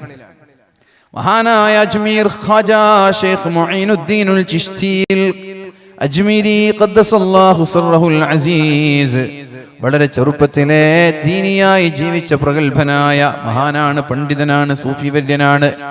മദീനയിലിരിക്കുമ്പോഴാണ് അള്ളാഹുവിന്റെ ഹബീബിന്റെ സ്വപ്നം കാണുന്നത്. നിങ്ങൾ ഇന്ത്യയിലേക്ക് പോകണം. അങ്ങനെയാണ് ഇന്ത്യയിലേക്ക് വരുന്നത്. ഇറാഖിൽ വളർന്ന ഒരാൾ ഇന്ത്യയിലേക്ക് കടന്നു വരുന്നത്. ഇന്ത്യയിലേക്ക് കടന്നു വന്ന് അജ്മീരിലേക്കാണ് എത്തുന്നത്. രാജസ്ഥാനിലെ രജപ് ചൗഹാനാണെന്ന് ഭരിച്ചുകൊണ്ടിരിക്കുന്നത്. ആ സമയത്ത് ഇദ്ദേഹവും ഇദ്ദേഹത്തിന്റെ കൂടെയുള്ള കുറച്ച് അനുയായികളും അനാസാഗറിൽ നിന്ന്, അവിടെയുള്ള കുളത്തിൽ നിന്ന് വെള്ളം കോരിയെടുക്കുന്നത്, അംഗസ്നാനം വരുത്തുന്നതൊക്കെ കണ്ടപ്പോ അവിശ്വാസികളായ ആളുകൾക്ക് പ്രയാസം തോന്നി. അവര് പരാതി പറഞ്ഞു രാജാവിനോട്. രാജാവ് ഇദ്ദേഹത്തെ തടയാൻ വേണ്ടി അവിടേക്ക് കടന്നു വന്നു. രാജാവ് യുദ്ധം ചെയ്യാനും തടയാനും വന്നു. അദ്ദേഹം ഒന്നും മിണ്ടിയില്ല. ഇനി മേലാൽ ഇതിൽ നിന്ന് വെള്ളം എടുക്കരുത് എന്ന് പറഞ്ഞപ്പോ ഒരു പാത്രം കൊണ്ടുപോയി ഒരു പാത്രം വെള്ളമെടുക്കാൻ പറഞ്ഞു. ആ പാത്രം വെള്ളം എടുത്തപ്പോഴേക്കും ആ നാട്ടിലുള്ള എല്ലാ നദികളും എല്ലാ പുഴകളും കുളങ്ങളും കിണറുകളും വറ്റിയെന്ന് ചരിത്രത്തിൽ കാണുന്നുണ്ട്. അത് നിഷേധിക്കപ്പെടേണ്ട ഒരു ആവശ്യമില്ല. ഇത് കഴിയും അല്ലാഹുവിന്റെ വലിയന്. അങ്ങനെ വെള്ളമില്ലാതെ എല്ലാ വെള്ളവും പറ്റിയപ്പോഴാണ് മാപ്പ് ചോദിക്കണമെന്ന് രാജാവിനോട് നാട്ടുകാർ ആവശ്യപ്പെടുന്നത്. രാജാവ് മാപ്പ് ചോദിക്കുന്നതിന് പകരം സാഹിറന്മാരെ, മജീഷ്യന്മാരെ കൊണ്ടുവന്ന് അദ്ദേഹത്തെ ആക്രമിക്കാനാണ് ശ്രമം നടത്തുന്നത്. ആ ശ്രമം പരാജയപ്പെട്ടപ്പോഴാണ് രാജാവ് മാപ്പ് ചോദിക്കുന്നത്. നേരത്തെ എടുത്ത വെള്ളം അതേ കുളത്തിൽ കൊണ്ടുപോയി ഒഴിക്കാൻ പറഞ്ഞപ്പോഴാണ് ആ നാട്ടിലുള്ള കിണറുകളിലും പുഴകളിലുമെല്ലാം വെള്ളം തിരിച്ചു കിട്ടിയത്. ഇതൊക്കെ വളരെ അംഗീകരിക്കപ്പെടുന്ന ഗ്രന്ഥങ്ങളിൽ വരെ എഴുതപ്പെട്ട സംഭവങ്ങളാണ്. ഓതന്റിക്കായ അക്കാഡമിക്സ് ഇത് എഴുതൂല. കാരണം അവരുടെ യുക്തി യോജിക്കാത്തത് കൊണ്ട് ഇനി അറിഞ്ഞാലും കണ്ടാലും അവരെഴുതി വെക്കൂല. അത് വേറെ വിഷയം. അപ്പൊ പ്രിയപ്പെട്ടവരെ, അള്ളാഹുവിന്റെ ഒരു വലിയ അത്യാവശ്യ ഘട്ടങ്ങളിലാണ് പ്രിയപ്പെട്ടവരെ ഇതുപോലെയുള്ള കറാമത്തുകൾ കാണിക്കുക. അമാനുഷികത എന്നതിന് പറയാ. ഞാൻ നിങ്ങളോട് ചോദിക്കട്ടെ, ഈ മനോഹരമായി നിങ്ങൾ വിരിച്ചു വെച്ചിരിക്കുന്ന ഇന്റർലോക്കിന്റെ ഇടയിൽ നിന്ന് ഒരു പശുക്കുട്ടിയെ പുറത്തു കൊണ്ടുവരണമെന്ന് പറഞ്ഞാൽ നിങ്ങൾക്ക് കൊണ്ടുവരാൻ സാധിക്കുമോ? കൊണ്ടുവരാൻ സാധിക്കുമോ? ഇല്ല. പക്ഷേ ഇവിടെ ഒരു വലിയുണ്ട് എന്ന് സങ്കല്പിക്കുക. മൂപ്പരിങ്ങനെ ഇതിനിടയിൽ നിന്ന് പശുക്കുട്ടി വരണമെന്ന് മൂപ്പര് പറയില്ല. പറയും ഏതൊരു ഘട്ടത്തിലെ ഇസ്ലാമിന് വെല്ലുവിളിക്കപ്പെടുന്ന ഒരു സാഹചര്യം വന്നാൽ നിങ്ങളുടെ റബ്ബിന് അങ്ങനൊരു കഴിവുണ്ടെങ്കിൽ അത് കാണിക്കുക എന്ന് ഏതെങ്കിലും മുസ്ലിമീങ്ങളായ അവിശ്വാസികളായ ആളുകൾ വന്ന് ആവശ്യപ്പെടുമ്പോൾ ഒരുപക്ഷെ അവർ അള്ളാഹുവിനോട് ചോദിച്ചേക്കാം. അങ്ങനെയാണ് മഹാനായ സ്വാലിഹ് നബി അലൈഹിസ്സലാം വിജനമായ പാറക്കെട്ടുകളുടെ ഇടയിൽ നിന്ന് ഒരു ഒട്ടകക്കുട്ടിയെ കൊണ്ടുവരുന്നത്, ഒട്ടകത്തെ കൊണ്ടുവരുന്നത്. വിജനമായ പാറക്കൂട്ടത്തിൽ നിന്ന് എങ്ങനെയാണ് ഒരു ഒട്ടകം പ്രസവിക്കുക? പാറയ്ക്ക് ഒട്ടകത്തെ പ്രസവിക്കാനുള്ള കഴിവുണ്ടോ? യുക്തി വെച്ച് ചിന്തിക്കുക. ഉണ്ടോ? ഒരു പാറ എങ്ങനെയാണ് ഒരു ഒട്ടകത്തെ പ്രസവിക്കുന്നത്? പക്ഷേ ഇസ്ലാമിനെയും അള്ളാഹുവിനെയും വെല്ലുവിളിക്കുന്ന ഒരു സാഹചര്യമായതുകൊണ്ട് മഹാനായ സ്വാലിഹ് നബി അലൈഹിസ്സലാം അള്ളാഹുവിനോട് ആവശ്യപ്പെടുകയും അള്ളാഹു തആല പാറക്കൂട്ടങ്ങളിൽ നിന്ന് ഒട്ടകത്തെ പ്രസവിപ്പിക്കുകയും ചെയ്തു. ഒട്ടകം നടന്നുകൊണ്ട് മുന്നിലേക്ക് വന്നു. ഇതെന്തുകൊണ്ടാണ് നമ്മൾ വിശ്വസിക്കുന്നത്? ഖുർആനിൽ പറഞ്ഞു എന്ന കാരണത്താലാണ്. അല്ലെ, ഖുർആനിൽ പറഞ്ഞത് കൊണ്ടാണ്. ഇത് ഖുർആനിലില്ല, ഇത് ഹദീസുകളിലാണുള്ളതെങ്കിൽ നമ്മൾ വിശ്വസിക്കൂല. കാരണം നമ്മുടെ ഈമാനിന്റെ പ്രശ്നമാണ്. ഈ സംഭവം സംഭവിച്ചത് തന്നെയാണല്ലോ. ഈ സംഭവം സംഭവിച്ചത് തന്നെയാണ്, കാരണം ഖുർആനിലുണ്ട്. ഇനി ഈ സംഭവം സംഭവിച്ചിട്ടുണ്ട്, ഖുർആനിൽ പറഞ്ഞിട്ടില്ല. ഇതിപ്പോ സംഭവിച്ച അതേ സംഭവം ഖുർആനിൽ പറഞ്ഞിട്ടില്ല, ഹദീസിലാണ് പറഞ്ഞത്. നിങ്ങൾ വിശ്വസിക്കുമോ? സ്വഹീഹുൽ ബുഖാരിയിലില്ല, സ്വഹീഹ് മുസ്ലിമിലില്ല, പിന്നെ സിഹാഹു സിത്തയിലുള്ള ഒരു ദഈഫായ ഹദീസാണ്. പക്ഷെ ഈ സംഭവം സംഭവിച്ചതാണ്, ഉള്ളതില്ല ഒരു ദഈഫായ ഹദീസിലാണ്. നിങ്ങൾ വിശ്വസിക്കുമോ? വിശ്വസിക്കൂല. അതാണ് നമ്മുടെ ഈമാനിന്റെ പ്രശ്നം എന്ന് പറയുന്നത്. സംഭവിച്ചിട്ടുണ്ട്, സംഭവിച്ചത് നമുക്ക് തള്ളി പറയാൻ പറ്റുമോ? ഖുർആനിൽ പറഞ്ഞത് കൊണ്ട് നമ്മൾ വിശ്വസിക്കുന്നു. അതേപോലെ പ്രിയപ്പെട്ടവരെ, സ്വഹീഹുൽ ബുഖാരിയും മുസ്ലിമും സ്വഹാഹു സിത്തയും പറയുന്നത് നമ്മൾ വിശ്വസിക്കുന്നു, അത് വിശ്വസിക്കണം. അതേപോലെ ദഈഫായ ഹദീസുകൾ പറയുമ്പോൾ അത് തെളിവുകൾക്ക് വേണ്ടി എടുക്കേണ്ട ആവശ്യമില്ല. ഇസ്ലാമിന്റെ ഒരു തെളിവിന് വേണ്ടി, ഹുജ്ജത്തിന് വേണ്ടി പ്രാമാണികമായ തെളിവുകൾ അവതരിപ്പിക്കുമ്പോൾ ദഈഫായ ഹദീസ് ബാധകമല്ല. അല്ലാതെ അമൽ ചെയ്യാൻ നമ്മൾക്കതിനെ ഉപയോഗപ്പെടുത്താം. ഏതെങ്കിലും ഖുർആനിന്റെ തഫ്സീറിലാണ് ഈ സംഭവം പറയുന്നതെങ്കിൽ ആളുകൾ പറയും അത് എന്താണ്, ഇസ്രാഈലിയത്താണെന്ന് പറയും. അങ്ങനെ പറയാം. ഇതുപോലെയുള്ള ഒരുപാട് സംഭവങ്ങളൊക്കെ തഫ്സീറിൽ പറയുന്നുണ്ട്. പക്ഷെ അത് പറയുമ്പോൾ പറയും അത് ഇസ്രാഈലിയത്താണ്. ഞാൻ ചോദിക്കട്ടെ, ആദം നബി അലൈഹിസ്സലാമിന്റെ കാലം മുതൽ അള്ളാഹുവിന്റെ ഹബീബിന്റെ കാലം വരെയുള്ള എല്ലാ കാര്യങ്ങളും നമ്മൾക്ക് ഖുർആനിൽ ഉൾപ്പെടുത്തിക്കാൻ സാധിക്കുമോ? പറ്റോ? ആദം നബിയുടെ കാലം മുതലുള്ള നബിത്തങ്ങളുടെ കാലം വരെയുള്ള എല്ലാ കാര്യങ്ങളും ഖുർആൻ ഉൾക്കൊള്ളിച്ചാൽ ഒരു 100 വാള്യം വേണ്ടി വരും. ഖുർആൻ സംക്ഷിപ്തമാണ്, ജാമിഉം മാനിയാണ്. 30 ജുസ്ഇൽ ഓൾമോസ്റ്റ് കാര്യങ്ങൾ ഉൾപ്പെടുത്തി, എല്ലാം ഉൾപ്പെടുത്താൻ ഖുർആനിൽ കഴിയില്ല. അതുകൊണ്ട് ഖുർആനിൽ പറഞ്ഞതേ ഞാൻ വിശ്വസിക്കൂ എന്ന് പറയുന്നത് അബദ്ധമാണത്, അബദ്ധമായ ചിന്തയാണത്. അപ്പോ തെളിവുണ്ട്, ഹദീസുണ്ട്, സ്വഹീഹുൽ ബുഖാരിയുടെ ഹദീസുണ്ട്. അള്ളാഹുവിന്റെ വലിയനെ കൈകൾ കൊണ്ട് തടഞ്ഞാൽ രോഗത്തിന് ശിഫ നൽകാൻ സാധിക്കുമെന്ന്. അല്ലാഹു തആല ഓരോ കാലഘട്ടത്തിലും ആ കാലഘട്ടത്തിന് ആവശ്യക്കാരായ പ്രവാചകന്മാരെയാണ് ഭൂമിയിലേക്ക് പറഞ്ഞേക്കുന്നത്. മൂസാ നബിയുടെ കാലത്ത് മജീഷ്യന്മാരായിരുന്നു, സാഹിറന്മാർ, സിഹർ ചെയ്യുന്ന മാരണക്കാരുടെ കാലം. മുതുകാടിനെ പോലെ കുറെ മാജിക് കാണിക്കുന്ന ടീമാണ് മൂസാ നബിയുടെ കാലത്തുണ്ടായത്. അപ്പൊ ആ കാലഘട്ടത്തിന് ആവശ്യമുള്ളൊരു പ്രവാചകനെ പറഞ്ഞയച്ചു. അവരെക്കാളും വലിയ മാജിക് ആര് കാണിച്ചു? മൂസാ നബി കാണിച്ചു. അവരുടേത് മാജിക് ആണെങ്കിൽ ഇത് റിയാലിറ്റി ആയിരുന്നു. റിയാലിറ്റിയുടെ മുമ്പിൽ എല്ലാ മാജിക്കുകളും തകർന്നു പോകും. ഈസാ നബി അലൈഹിസ്സലാമിന്റെ കാലത്ത് രോഗങ്ങളെ ശിഫയാക്കുന്ന വേറൊരു ടീമായിരുന്നു, ചികിത്സയുടെ കാലമായിരുന്നു അത്. ആ കാലഘട്ടത്തിലേക്കാണ് അവരെക്കാളും വലിയ ചികിത്സക്കാരനെ അല്ലാഹു തആല പറഞ്ഞേക്കുന്നത്. വെള്ളപ്പാണ്ടുകാരന് ശിഫ നൽകുന്നു, കണ്ണുപൊട്ടന് കാഴ്ചശക്തി നൽകുന്നു, മരിച്ചുപോയ ആളുകളെ ജീവിപ്പിക്കുന്നു. അള്ളാഹുവിന് മാത്രം കഴിയുന്നതാണല്ലോ മരിച്ചുപോയ ആളുകളെ ജീവിപ്പിക്കുന്നത്. പക്ഷെ അള്ളാഹുവിന്റെ സഹായത്തോടെ മഹാനായ ഈസാ നബി അലൈഹിസ്സലാം മരിച്ച ആളുകളെ ജീവിപ്പിക്കുന്നു. ഇത് ഖുർആനിൽ പറഞ്ഞിട്ടില്ല. ഇത് ഏതെങ്കിലും തഫ്സീറിലാണ് പറഞ്ഞതെങ്കിൽ ആളുകൾ ട്രോളാൻ തുടങ്ങും, അത് കള്ളമാണെന്ന് പറയും. ഇപ്പൊ ഈസാ നബി മരിച്ച ആളുകളെ ജീവിപ്പിച്ചത് ഖുർആനിൽ പച്ചയ്ക്ക് പറഞ്ഞിട്ടുണ്ടല്ലോ. അന ഉഹ്യിൽ മൗതാ ബിഇദ്നില്ലാഹ്, അല്ലാഹുവിന്റെ സമ്മതത്തോടെയാണ് ഞാൻ മരിച്ചുപോയ ആളുകളെ ജീവിപ്പിക്കുന്നത് എന്ന് ഈസാ നബി അലൈഹിസ്സലാം ഖുർആനിൽ പറഞ്ഞിട്ടുണ്ട്. ഇത് ഉള്ളതാണെന്ന് സമ്മതിച്ചില്ല, ഖുർആനിൽ ഉള്ളത് കൊണ്ട് ഇല്ലേ. ഇനി ഞാൻ ഈ സംഭവം, ഇത് സംഭവിച്ച സംഭവമാണ്, പക്ഷെ ഇത് ഖുർആനിൽ പറഞ്ഞിട്ടില്ല. ഇത് ഏതെങ്കിലും തഫ്സീറിലാണ് ഈ വിഷയം പറഞ്ഞത് എങ്കിൽ എന്താ പറയാ, ഇത് ഇസ്രാഈലിയത്താണ്, ഇത് കെട്ടുകഥയാണെന്നാണ് ആര് പറയാ? ഇന്നത്തെ പുത്തനാശയക്കാർ പറയാ, യുക്തിവാദികൾ പറയാ. സംഭവം സംഭവിച്ചിട്ടുണ്ട്, ഖുർആനിൽ പറഞ്ഞിട്ടുണ്ട്. ഖുർആനിൽ ഇതുപോലെ സംഭവിച്ച എത്രയോ സംഭവങ്ങൾ പറയപ്പെടാത്തതുണ്ട്, അത് തഫ്സീറിൽ ഉണ്ടാകും. അതിനെ യുക്തിവാദികൾ എന്ത് പറയും, അല്ലെങ്കിൽ പുത്തനാശയക്കാർ എന്ത് പറയും? അത് കെട്ടുകഥകളാണെന്ന് പറയും. അതുകൊണ്ട് പ്രിയപ്പെട്ടവരെ, ഒരു കാര്യം മനസ്സിലാക്കണം, ഖുർആനിൽ വന്നത് മാത്രമേ ഇവിടെ നടന്നിട്ടുള്ളൂ എന്ന വിശ്വാസം തന്നെ അബദ്ധമാണ്. ഖുർആനിൽ വന്നത് ഒരിക്കലും നമ്മൾക്ക് അവിശ്വസിക്കാൻ പറ്റൂല. അതേപോലെ തഫ്സീറുകളിൽ വന്നത് നമ്മൾ തള്ളിക്കളയേണ്ട ആവശ്യമില്ല. ഖുർആനിൽ ഒരു ഉദാഹരണം പറഞ്ഞാൽ അതുപോലെ ആയിരക്കണക്കിന് സംഭവങ്ങൾ അറിയും സംഭവിക്കും. ഒരു ഉദാഹരണമേ ഖുർആൻ പറയുള്ളൂ. ഈസാ നബി അലൈഹിസ്സലാമിനെ മരിച്ചുപോയ ആളുകളെ ജീവിപ്പിക്കാൻ കഴിയുമെങ്കിൽ അള്ളാഹുവിന്റെ വലിയനും മരിച്ചുപോയ ഒരാളെ ജീവിപ്പിക്കാൻ കഴിയും. അത് അയാളുടെ കഴിവല്ല, ബിഇദ്നില്ലാഹ്, അള്ളാഹുവിന്റെ സമ്മതത്തോടെ മാത്രമേ ഒരു വലിയ മരിച്ചുപോയ ആളുകളെ ജീവിപ്പിക്കുകയുള്ളൂ. വലിയന്റെ കഴിവല്ല, അള്ളാഹ് കൊടുക്കുന്ന കഴിവ്. എന്ന് വെച്ച് ഔലിയാക്കന്മാരൊക്കെ മരിച്ച ആളുകളെ ജീവിപ്പിക്കാൻ നിൽക്കുന്നില്ല. അത്യാവശ്യ ഘട്ടം വരുമ്പോൾ അവരത് ഉപയോഗപ്പെടുത്തിയേക്കാം. അതുകൊണ്ട് ഇവിടെ ഒരുപാട് പ്രഭാഷണങ്ങളിൽ കള്ളക്കറാമത്തുകളുടെ കഥകളൊക്കെ പറയുമ്പോ മുഅ്ജിസാത്തുകളെ, കറാമത്തുകളെ തള്ളിപ്പറയരുത് പ്രിയപ്പെട്ടവരെ. ഹബീബ് സല്ലല്ലാഹു അലൈഹി വസല്ലമ തങ്ങളോട് മക്കക്കാരായ മുശ്രിക്കീങ്ങൾ പറഞ്ഞു, നിങ്ങൾ യഥാർത്ഥ പ്രവാചകനാണ് എന്ന് വിശ്വസിക്കണമെങ്കിൽ ആ കാണുന്ന ചന്ദ്രനെ 2 കഷ്ണമായി പിളർത്തണമെന്ന് പറഞ്ഞു. ചന്ദ്രൻ 2 കഷ്ണമാവണം.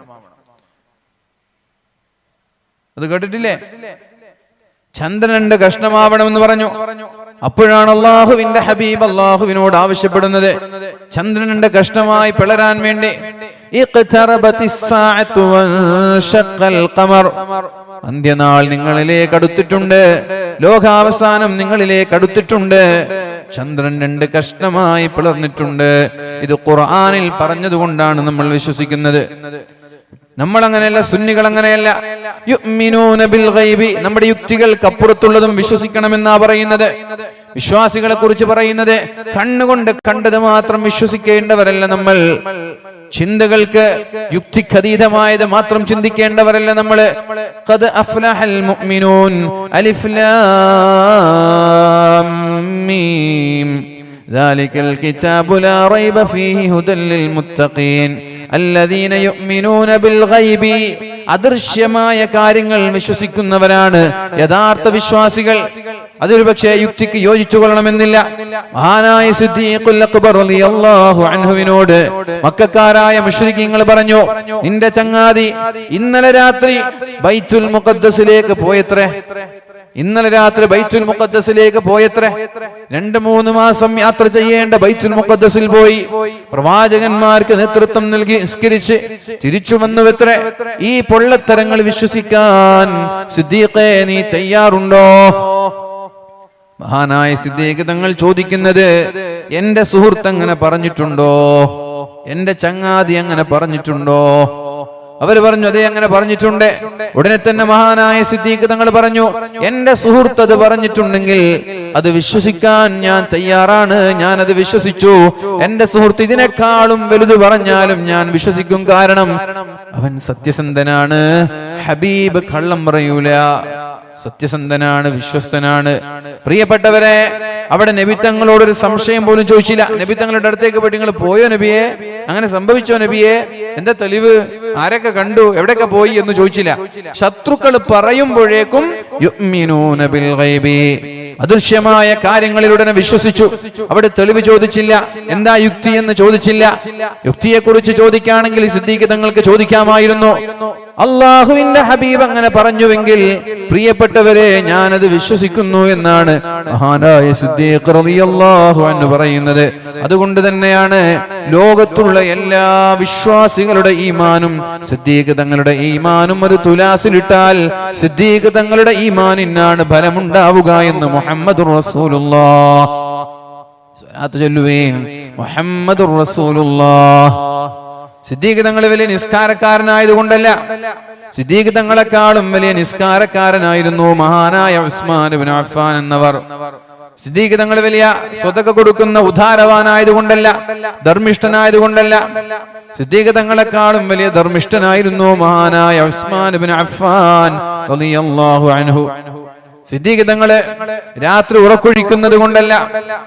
പിന്നെന്താണ് സിദ്ദീഖ് തങ്ങളുടെ ഈമാനിനെ ലോകത്തുള്ള എല്ലാ വിശ്വാസികളുടെ ഈമാനിനേക്കാളും ബലമുണ്ടായത്? അള്ളാഹുവിന്റെ ഹബീബിനോട് അന്ധമായ പ്രണയമായിരുന്നു, അന്ധമായ സ്നേഹമായിരുന്നു പരിശുദ്ധ റസൂലുള്ളാഹി സ്വല്ലല്ലാഹു അലൈഹി വസല്ലമ തങ്ങളോട്. ആ സ്നേഹമാണ് ലോകത്തുള്ള വിശ്വാസികളെക്കാളും വലിയ ഈമാൻ മഹാനായ സിദ്ദീഖുൽ അക്ബർ റളിയല്ലാഹു അൻഹുവിന് ലഭിക്കാനുള്ള കാരണം. പ്രിയപ്പെട്ടവരെ, സിദ്ദീഖ് തങ്ങളെക്കാളും നോമ്പ് നോറ്റ സ്വഹാബാക്കൾ ഉണ്ടായിട്ടുണ്ട്. സിദ്ദീഖ് തങ്ങളെക്കാളും കൂടുതൽ തഖ്വയുള്ള ആളുകൾ ഉണ്ടായിട്ടുണ്ട്. കല്യാണം പോലും ഞാൻ കഴിക്കുന്നില്ല, ഇനി മേലാൽ ഞാൻ ഭാര്യയുടെ കൂടെ സമയം ചെലവഴിക്കുന്നില്ല എന്ന് പറഞ്ഞ് ദിവസം മുഴുവനും ഞാൻ നിസ്കരിക്കുമെന്ന് പറഞ്ഞ സ്വഹാബാക്കൾ ഉണ്ടായിട്ടുണ്ട്. ഇനി മേലാൽ ഞാൻ രാത്രി ഉറങ്ങൂല, എപ്പോഴും ഞാൻ രാത്രി നിസ്കരിക്കുമെന്ന് പറഞ്ഞ സ്വഹാബാക്കൾ ഉണ്ടായിട്ടുണ്ട്. ഇനി മേലാൽ ഞാൻ ഭക്ഷണം കഴിക്കൂല, ഇനി എപ്പോഴും എനിക്ക് നോമ്പാണ് എന്ന് പറഞ്ഞ സ്വഹാബാക്കളും ഉണ്ടായിട്ടുണ്ട്. പ്രിയപ്പെട്ടവരെ, എന്നാൽ സിദ്ദീഖ് തങ്ങൾ അവരെ പോലെ ഇബാദത്ത് ചെയ്ത ആളല്ല. പക്ഷെ അവരെക്കാളും മുൻകടക്കാനുള്ള കാരണം സിദ്ദീഖ് തങ്ങൾക്ക് അല്ലാഹുവിന്റെ ഹബീബിനോട് അന്ധമായ പ്രേമമായിരുന്നു, അന്ധമായ സ്നേഹമായിരുന്നു. കാര്യകാരണം നോക്കാതെ, കാര്യകാരണ സഹിതം ഓരോ വിഷയങ്ങൾ പഠിക്കാതെ, യുക്തി വെച്ച് കാര്യങ്ങൾ ചിന്തിക്കാതെ നബി തങ്ങൾ പറഞ്ഞോ പിന്നെ സംശയമില്ല. അത് തന്നെയല്ല നമ്മളും ആവേണ്ടത്. ഈ ഹദീസിൽ നബി തങ്ങൾ അങ്ങനെ പറഞ്ഞില്ലേ, അള്ളാന്റെ കൈയാകുമെന്ന് നബി തങ്ങൾ പറഞ്ഞോ, എന്നാൽ അത് സംഭവിക്കും. അള്ളാഹുവിന്റെ കണ്ണാകുമെന്ന് നബി തങ്ങൾ പറഞ്ഞോ, എന്നാൽ അത് സംഭവിക്കും.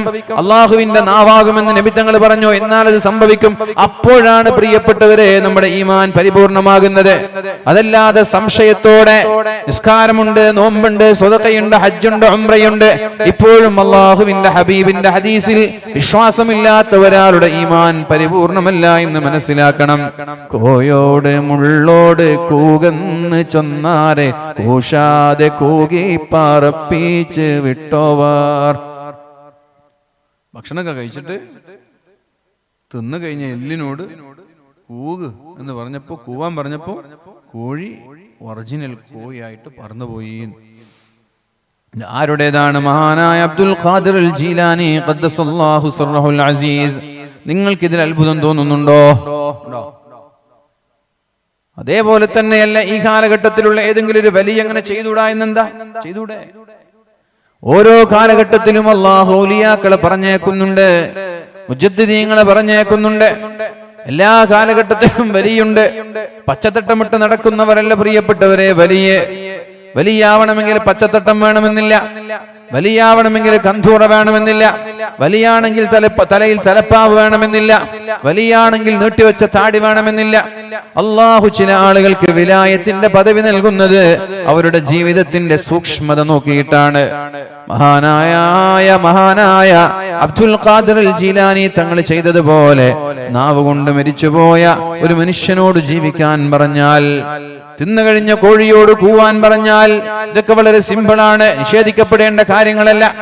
ഏതായാലും പ്രിയപ്പെട്ടവരെ, നമ്മൾ യുക്തിവാദികളുടെ നിരന്തരമായ പ്രചരണങ്ങളിൽ നിന്ന് നമ്മുടെ ഇസ്ലാമിനോടുള്ള കമ്മിറ്റ്മെന്റ് പോലും നഷ്ടപ്പെടുന്ന രീതിയിൽ, നമ്മൾ പോലും യുക്തിയെക്കുറിച്ച് ചിന്തിക്കുന്ന രീതിയിലേക്ക് നമ്മുടെ ബുദ്ധിയെ വിഖാന്തരം പ്രാപിക്കാൻ നമ്മൾ ഒരിക്കലും സമ്മതിക്കരുത്. നമ്മുടെ ബുദ്ധിയെ അവർക്ക് അടിമപ്പെടാൻ നമ്മൾ ഒരിക്കലും സമ്മതിക്കരുത്. മഹാനായ അല്ലാമ ഇഖ്ബാൽ പാടുന്നൊരു കവിതയുണ്ട്. ദേവൽവലേ ശൗഖ് ജിസേ ലദ്ദത്തെ പർവാസ് कर सकता है वो ज़र्रा महो महर को ताराज दे वलवले शौक जिसे लद्दते परवाज कर सकता है वो ज़र्रा महो महर को ताराज. എന്ന് പറഞ്ഞാൽ ഒരാളുടെ ഖൽബിന്റെ അകത്തളങ്ങളിൽ പറക്കാനുള്ള തീവ്രമായ ആഗ്രഹമുണ്ടായാൽ, ഒരാളുടെ ഖൽബിന്റെ അകത്തളങ്ങളിൽ പറക്കണമെന്നുള്ള തീവ്രമായ ആവേശമുണ്ടായാൽ, തീവ്രമായ ആഗ്രഹമുണ്ടായാൽ, ഒരു ഡിറ്റർമിനേഷൻ ഉണ്ടായാൽ, പറക്കണം, ഉയരണം, പഠിക്കണം, ഉന്നതങ്ങളിൽ എത്തണമെന്നുള്ള ചിന്തയുണ്ടായാൽ,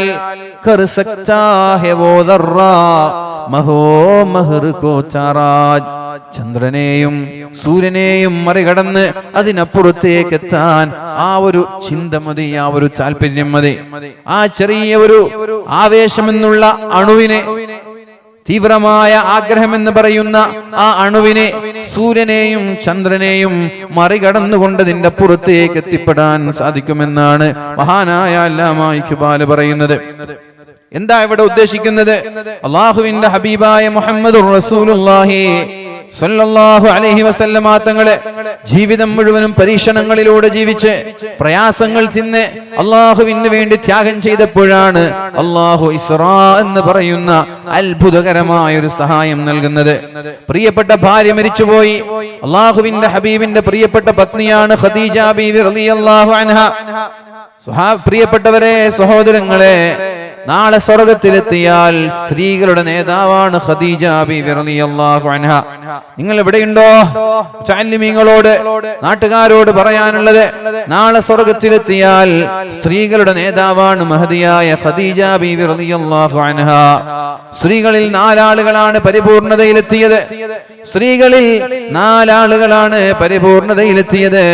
അതിലൊരാൾ പ്രിയപ്പെട്ടവരെ മഹദിയായ ഖദീജ ബീവി റളിയല്ലാഹു അൻഹയാണെന്ന് മുഹമ്മദുർ റസൂലുള്ളാഹ്. ഖദീജ ബീവി റളിയല്ലാഹു അൻഹയാണെന്ന് മുഹമ്മദുർ റസൂലുള്ളാഹ്. 4 സ്ത്രീകളാണ് പരിപൂർണതയിലെത്തിയത്. വേറെ ആരും പരിപൂർണതയിലെത്തിയിട്ടില്ല.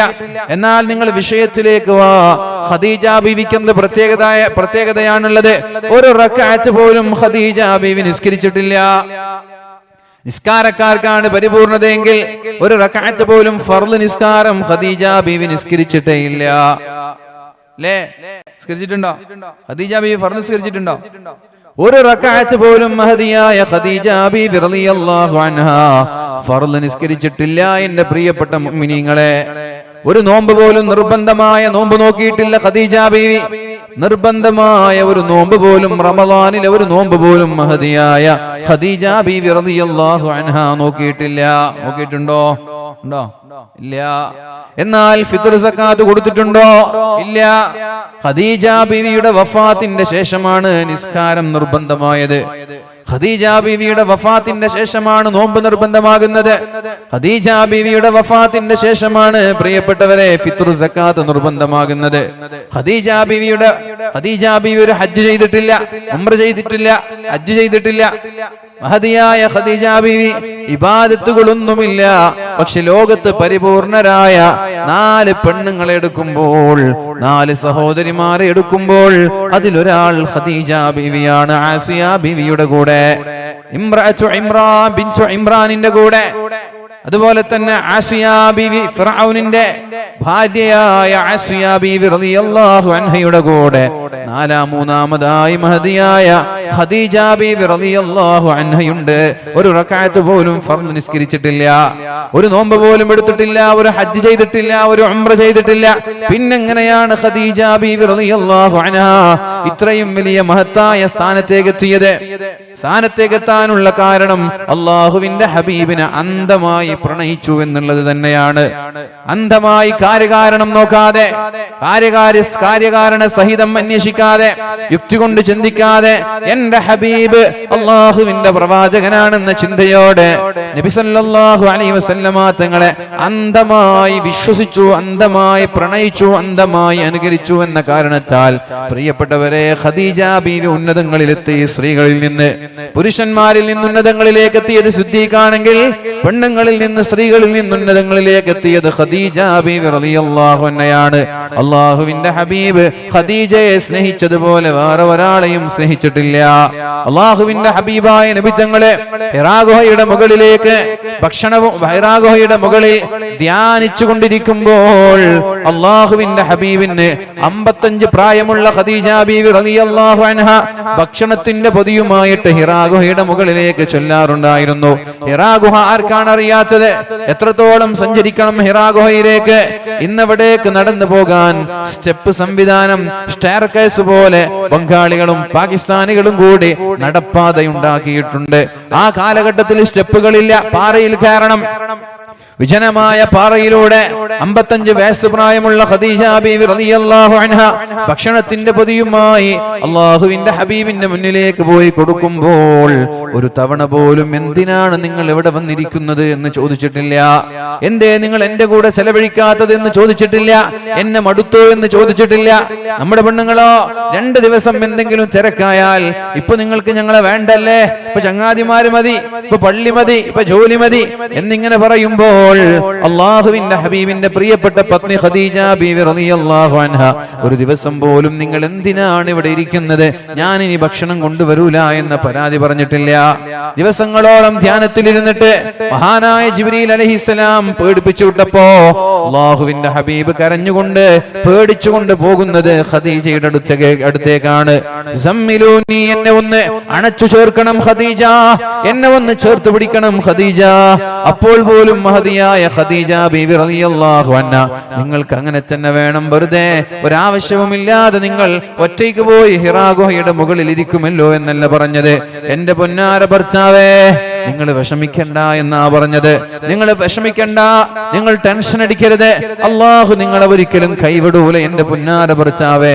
കല്ലാ ലാ യുഖ്സീകല്ലാഹു അബദാ, അള്ളാഹു നിങ്ങളെ ഒരിക്കലും കൈവിടൂല എന്റെ പൊന്നാര ഭർത്താവേ. അള്ളാഹു നിങ്ങളുടെ കൂടെയുണ്ടാകും, അതുകൊണ്ട് ടെൻഷന് വേണ്ട എന്ന് പറഞ്ഞ് അള്ളാഹുവിന്റെ ഹബീബിനെ ആശ്വസിപ്പിച്ച ആളാണ് ഖദീജ ബീവി. തന്റെ കയ്യിലുണ്ടായിരുന്ന സമ്പാദ്യങ്ങളെല്ലാം നബി തങ്ങൾക്ക് ഇനി മുതൽ ഖദീജ ദരിദ്രയാണ്, മുഹമ്മദ് ധനികനാണ് എന്ന് പറഞ്ഞിട്ട് തന്റെ കയ്യിലുണ്ടായിരുന്ന സർവ്വ സമ്പാദ്യങ്ങളും ഹബീബിന് നൽകിയവരാണ് മഹദിയായ ഖദീജ ബീവി റളിയല്ലാഹു അൻഹാ. നബി തങ്ങള് പട്ടിണി കിടന്നിട്ട് കരഞ്ഞപ്പോ എന്തിനാണ് നബിയെ നിങ്ങൾ കരയുന്നത്? അപ്പോഴാണ് അല്ലാഹുവിന്റെ ഹബീബായ നബി തങ്ങൾ പറയുന്നത്, ഖദീജ, എനിക്ക് പട്ടിണി കിടന്ന് ശീലമുണ്ട് ഖദീജ. എന്നാൽ സമ്പന്നയായ കുടുംബത്തിൽ ജീവിച്ച് സമ്പന്നയായ കുടുംബത്തിൽ വളർന്ന നിനക്ക് പട്ടിണി കിടന്ന് ശീലമില്ലല്ലോ ഖദീജ. എന്റെ കൂടെ കൂടിയതിന്റെ പേരിലല്ലേ നീ ഇങ്ങനെ കഷ്ടപ്പാട് അനുഭവിക്കുന്നത് എന്ന് പറഞ്ഞപ്പോ നബി തങ്ങളോട് പറഞ്ഞത്, നബിയേ, എന്റെ സമ്പാദ്യം മുഴുവനും നിങ്ങളുടേതല്ല നബിയേ, എന്റെ സമ്പാദ്യം എന്റേതല്ല, അത് നിങ്ങളുടേതല്ല നബിയേ എന്ന് പറഞ്ഞ് അള്ളാഹുവിന്റെ ഹബീബിനെ ആശ്വസിപ്പിച്ച ഖദീജ ബീവി. ആ ഖദീജ ബീവി വഫാത്തായപ്പോഴാണ് അള്ളാഹുവിന്റെ ഹബീബ് മാനസികമായും ശാരീരികമായും തളർന്നു പോയത്. ദുഃഖം സഹിക്കാൻ കഴിഞ്ഞില്ല. പ്രിയപ്പെട്ട പത്നി വിട പറഞ്ഞപ്പോ അല്ലാഹു തആല ഒരു പരിഹാരം പറഞ്ഞു കൊടുത്തില്ല. ആ സമയത്താണ് പ്രിയപ്പെട്ടവരെ തന്റെ കുടുംബക്കാര് ത്വായിഫിലുണ്ട്, അവരെ കണ്ടാൽ അവരെന്നെ സ്വീകരിക്കുമെന്നുള്ള പ്രതീക്ഷയോടെ ശത്രുക്കളുടെ ശർറിൽ നിന്ന്, അക്രമങ്ങളിൽ നിന്ന്, പീഡനങ്ങളിൽ നിന്ന് എന്റെ കുടുംബക്കാരായ ത്വായിഫുകാരനെ രക്ഷപ്പെടുത്തുമെന്നുള്ള പ്രതീക്ഷയോടെ റസൂലുള്ളാഹി സ്വല്ലല്ലാഹു അലൈഹി വസല്ലമ തങ്ങൾ എവിടെ പോയി? നേരെ ത്വായിഫിലേക്ക് പോയി. ത്വായിഫിൽ നിന്ന് നിരന്തരമായ കൂക്കുവിളികളും പരിഹാസങ്ങളും അള്ളാഹുവിന്റെ ഹബീബിനെതിരെയുള്ള കല്ലേറുകളുമാണ് ലഭിച്ചത്. കാലിൽ നിന്ന് രക്തമൊഴുകി നബി തങ്ങൾ ബോധം കെട്ടു വീണു. കുടിക്കാൻ പോലും വെള്ളം നൽകിയില്ല. നിരാശനായി തിരിച്ചു വരുമ്പോൾ മക്കക്കാരായ ആളുകൾ അള്ളാഹുവിന്റെ ഹബീബിനെ മക്കയിലേക്ക് കയറാൻ സമ്മതിച്ചില്ല. എല്ലാവരും തടഞ്ഞു. ഇവിടെ വന്നാൽ കൊന്നുകളയുമെന്ന് ഭീഷണിപ്പെടുത്തി. അവസാനം ഒരാൾ അള്ളാഹുവിന്റെ ഹബീബിന്റെ അഭയം ഞാൻ ഏറ്റെടുത്തു എന്ന് പറഞ്ഞ് എന്റെ കൂടെ ജീവിച്ചോളൂ എന്ന് പറഞ്ഞിട്ട് അഭയം നൽകിയപ്പോഴാണ് മക്കയിലേക്ക് കയറാൻ സാധിച്ചത്. പ്രിയപ്പെട്ടവരെ, അങ്ങനെ വിഷമത്തോടിരിക്കുമ്പോഴാണ് ആശ്വസിപ്പിക്കാൻ വേണ്ടി അല്ലാഹു തആല പരിശുദ്ധമായ മക്കയിൽ നിന്ന് മസ്ജിദുൽ അഖ്സയിലേക്ക് അല്ലാഹുവിന്റെ ഹബീബിനെ കൊണ്ടുപോകുന്നത്. ഭൂമിയിലുള്ള ആളുകൾക്ക് നിങ്ങളെ വേണ്ട എങ്കിൽ, അവർ നിങ്ങളുടെ മൂല്യം തിരിച്ചറിയുന്നില്ല എങ്കിൽ, ആകാശത്തുള്ള ഞങ്ങൾക്ക് നിങ്ങളെ വേണമെന്ന് പറഞ്ഞിട്ടാണ് അല്ലാഹു കൊണ്ടുപോകുന്നത്. ഓരോ ആകാശങ്ങളിലേക്ക് കയറുമ്പോഴും അല്ലാഹുവിന്റെ ഹബീബിനെ സ്വീകരിക്കാൻ അവിടെ പ്രവാചകന്മാര്, അവിടെ മലക്കുകള്, നബി തങ്ങളെ സ്വീകരിക്കാൻ ബൈത്തുൽ മഖദ്ദസിൽ ഒരുമിച്ച് കൂടിയ ലക്ഷക്കണക്കിന് പ്രവാചകന്മാര്. എന്നിട്ട് ആകാശങ്ങളുടെ മുകളിലേക്ക് പോയി അവിടെ എത്തിയപ്പോൾ അല്ലാഹുവിന്റെ ഹബീബിനോട് ഓരോ മാലാഖമാര് കാണിക്കുന്ന ബഹുമാനം, ഇതെല്ലാം കഴിഞ്ഞ് അല്ലാഹുവിനെ കണ്ട് സംസാരിച്ച് ഖാബ ഖൗസൈനി ഔ അദ്നാ, എങ്ങനെയാണ് അമ്പ് ഞാണിനോട് ചേർന്ന് കിടക്കുന്നത്, അത്രത്തോളം അല്ലാഹുവിനോട് ചേർന്ന് കിടന്നിട്ട് സ്വർഗ്ഗം കണ്ടു, നരകം കണ്ടു, ബൈത്തുൽ മഅമൂർ കണ്ടു, അർശ് കണ്ടു, എല്ലാം കണ്ട് അല്ലാഹുവിന്റെ ഹബീബ് തിരിച്ചു വന്നു. എങ്ങോട്ട്? മക്കയിലേക്ക് തിരിച്ചു വന്നു. എന്തുകൊണ്ടാണത് സംഭവിച്ചത്? ഡിറ്റർമിനേഷൻ ആണ്. ആളുകളെല്ലാം കൈയൊഴിഞ്ഞപ്പോ, ആളുകളെല്ലാം എഴുതിത്തള്ളിയപ്പോ അല്ലാഹുവിന്റെ ഹബീബിന് അല്ലാഹുവിലേക്ക് എത്തണമെന്നുള്ള അധമ്യമായ സ്നേഹമാണ്, അങ്ങനെയുള്ള ആഗ്രഹമാണ് അല്ലാഹുവിന്റെ സൂര്യനും ചന്ദ്രനുമെല്ലാം കടന്ന് അല്ലാഹുവിന്റെ മുന്നിലേക്ക് എത്താൻ പരിശുദ്ധ റസൂലുള്ളാഹി സ്വല്ലല്ലാഹു അലൈഹി വസല്ലമ തങ്ങളെ പ്രേരിപ്പിച്ചത്. അതാണ് ഇവിടെ മഹാനായ അല്ലാമ ഇഖ്ബാൽ പാടുന്നത്. ജേ വൽവലേ ശൗഖ് जिसे लज्जते परवाज कर सकता है वो दर्रा महो महर को ताराज मुश्किल नहीं याराने चमन मारिके बाज पुरसोज अगर हो नफ्से सीने दर्राज. മുസ്ലിമീങ്ങളായ ചെറുപ്പക്കാരോടാ പറയുന്നത്. പ്രിയപ്പെട്ട ചെറുപ്പക്കാരിവിടെ ഇല്ല അല്ലേ? ഈ അടിവാടിൽ ചെറുപ്പക്കാരില്ല. ഉണ്ടാ? എത്ര വീടുണ്ട് അടിവാടില്? ജമാഅത്തിൽ എത്ര വീടുണ്ട്? 300 വീട്ടിൽ മിനിമം ഒരു ചെറുപ്പക്കാരനെ വെച്ചാലും 300 ചെറുപ്പക്കാരനുണ്ടാണ്. 15 വയസ്സിന്റെയും 30 വയസ്സിന്റെയും ഇടയിലുള്ള മുതഅല്ലിമീങ്ങളല്ലാത്ത ആളുകളൊക്കെ കൈപൊക്കും. മുതഅല്ലിങ്ങളൊന്നും പൊക്കണ്ട. 15 വയസ്സിന്റെയും 30 വയസ്സിന്റെ ഇടയിലുള്ള മുതഅല്ലിമീങ്ങളല്ലാത്ത ആളുകൾ കൈപൊക്കും.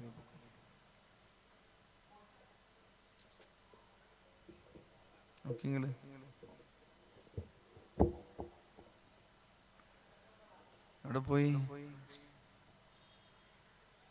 അടിവാടിലൊരു ചെറുപ്പക്കാരില്ലേ? പണ്ടൊക്കെ വന്നപ്പോ കുറെ ആൾക്കാരുണ്ടായിരുന്നല്ലോ. എല്ലാം വിട്ടോ? യാതും പരിപാടിയും ദീനൊക്കെ വിട്ടോ? ഫുട്ബോളിന്റെ ജ്വരവും ആവേശവും അതിൽ നിന്ന് ഇതുവരെ മുക്തരായിട്ടില്ലേ?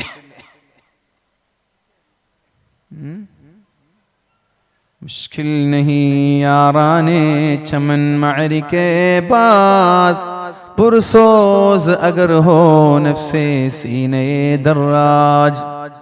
ചെറുപ്പക്കാരെ, മുഷ്കിൽ നഹീ യാറാനെ ചമൻ, ഒരു തോട്ടമാകുമ്പോൾ അവിടെ ഒരുപാട് പക്ഷികൾ ഉണ്ടാകും.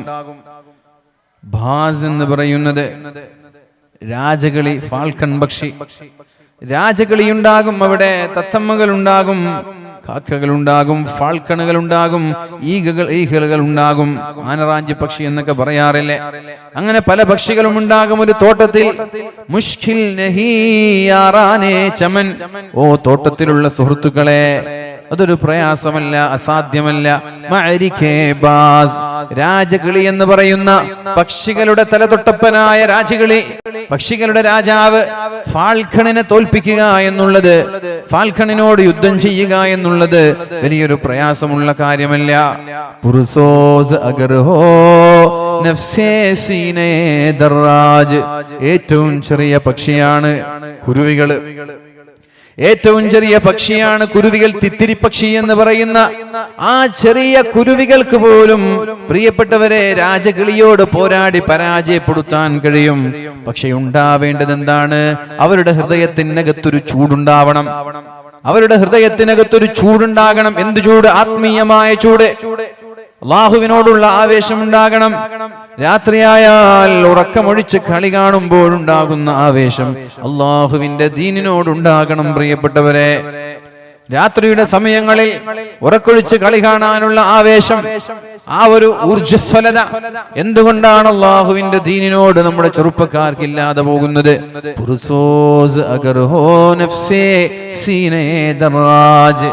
ആ തിത്തിരി പക്ഷിയുടെ, കുരുവികളുടെ കൽബിന്റെ അകത്തളങ്ങളിൽ, ഹൃദയത്തിന്റെ അകത്തളങ്ങളിൽ ആരോടും ഞാൻ കീഴ്പ്പെടൂല, ആർക്കും ഞാൻ വിട്ടുവീഴ്ച ചെയ്യൂല, ഒരാൾക്കും ഞാൻ അടിമപ്പടിയെടുക്കൂല,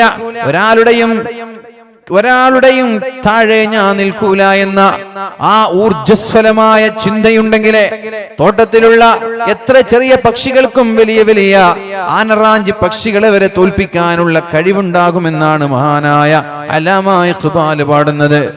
313 സ്വഹാബാക്കള് ബദറിന്റെ രണാങ്കണത്തിലേക്ക് പോകുമ്പോൾ ഞങ്ങൾ 313 പേരല്ലേ, ആയിരങ്ങളോട് ഞങ്ങൾ എങ്ങനെയാ യുദ്ധം ചെയ്യുക എന്നവർ തീരുമാനിച്ചിരുന്നുവെങ്കിൽ ആയുധങ്ങളില്ല, അവരുടെ കൂടെ അംഗബലമില്ല, പടക്കോപ്പുകളില്ല, പടക്കുതിരകളില്ല, പടച്ചട്ടകളില്ല. എങ്ങനെയാണ് വലിയ സൈന്യം? ഇവരുടെ 3 ഇരട്ടിയുണ്ട്, 300ന്റെ 3 ഇരട്ടിയുണ്ട്.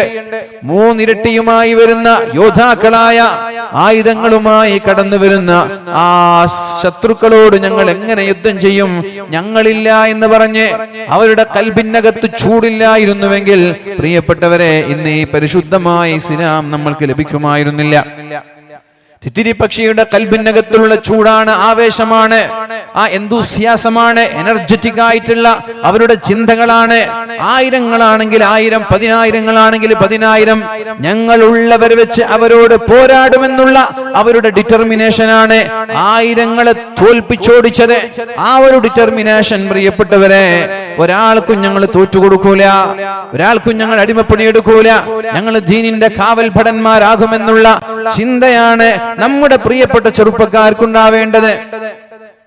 നാവക് ഹേ മുസൽമാൻ ഹദഫ് ഉസ്കാ ഹേ സുറയ്യ, നാവക് ഹേ മുസൽമാൻ ഹദഫ് ഉസ്കാ ഹേ സുറയ്യ, ഹേ സിർറെ സറാ പർദേ ജാൻ നുക്താ മിഅറാജ്.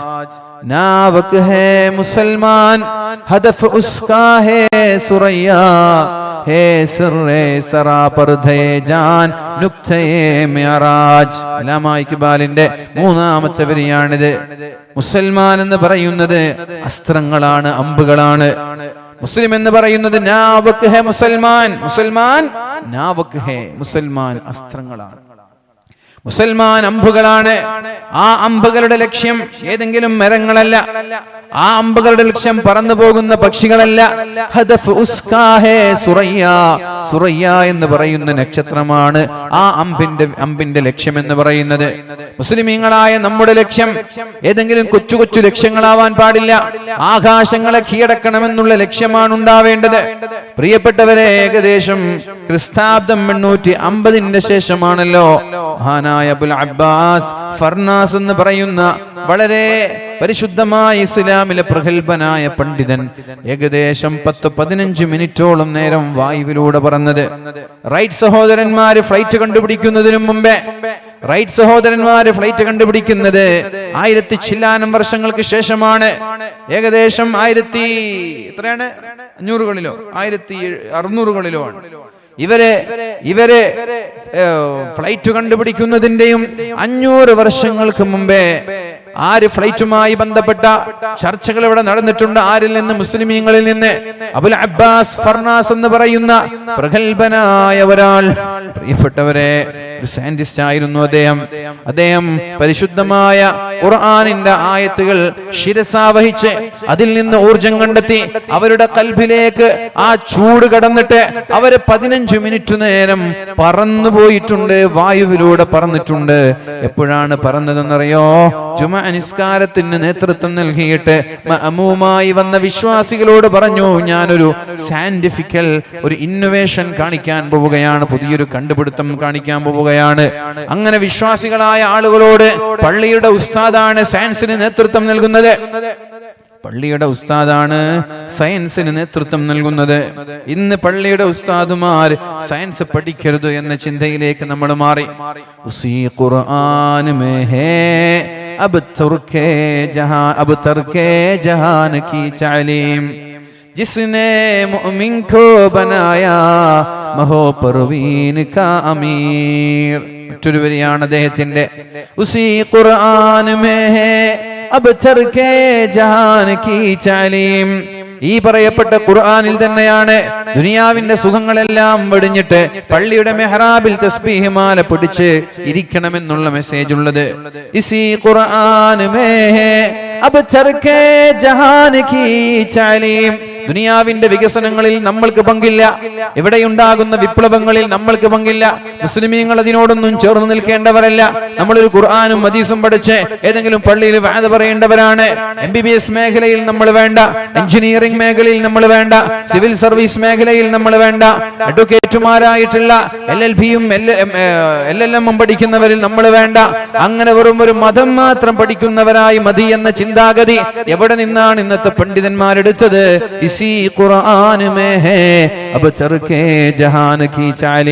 ഉന്നതങ്ങളിലേക്ക് പറക്കുന്ന റൈറ്റ് സഹോദരന്മാര് ഫ്ലൈറ്റ് കണ്ടുപിടിക്കുന്നതിനു മുമ്പേ നമ്മൾ ഫ്ലൈറ്റ് കണ്ടുപിടിക്കണമായിരുന്നു.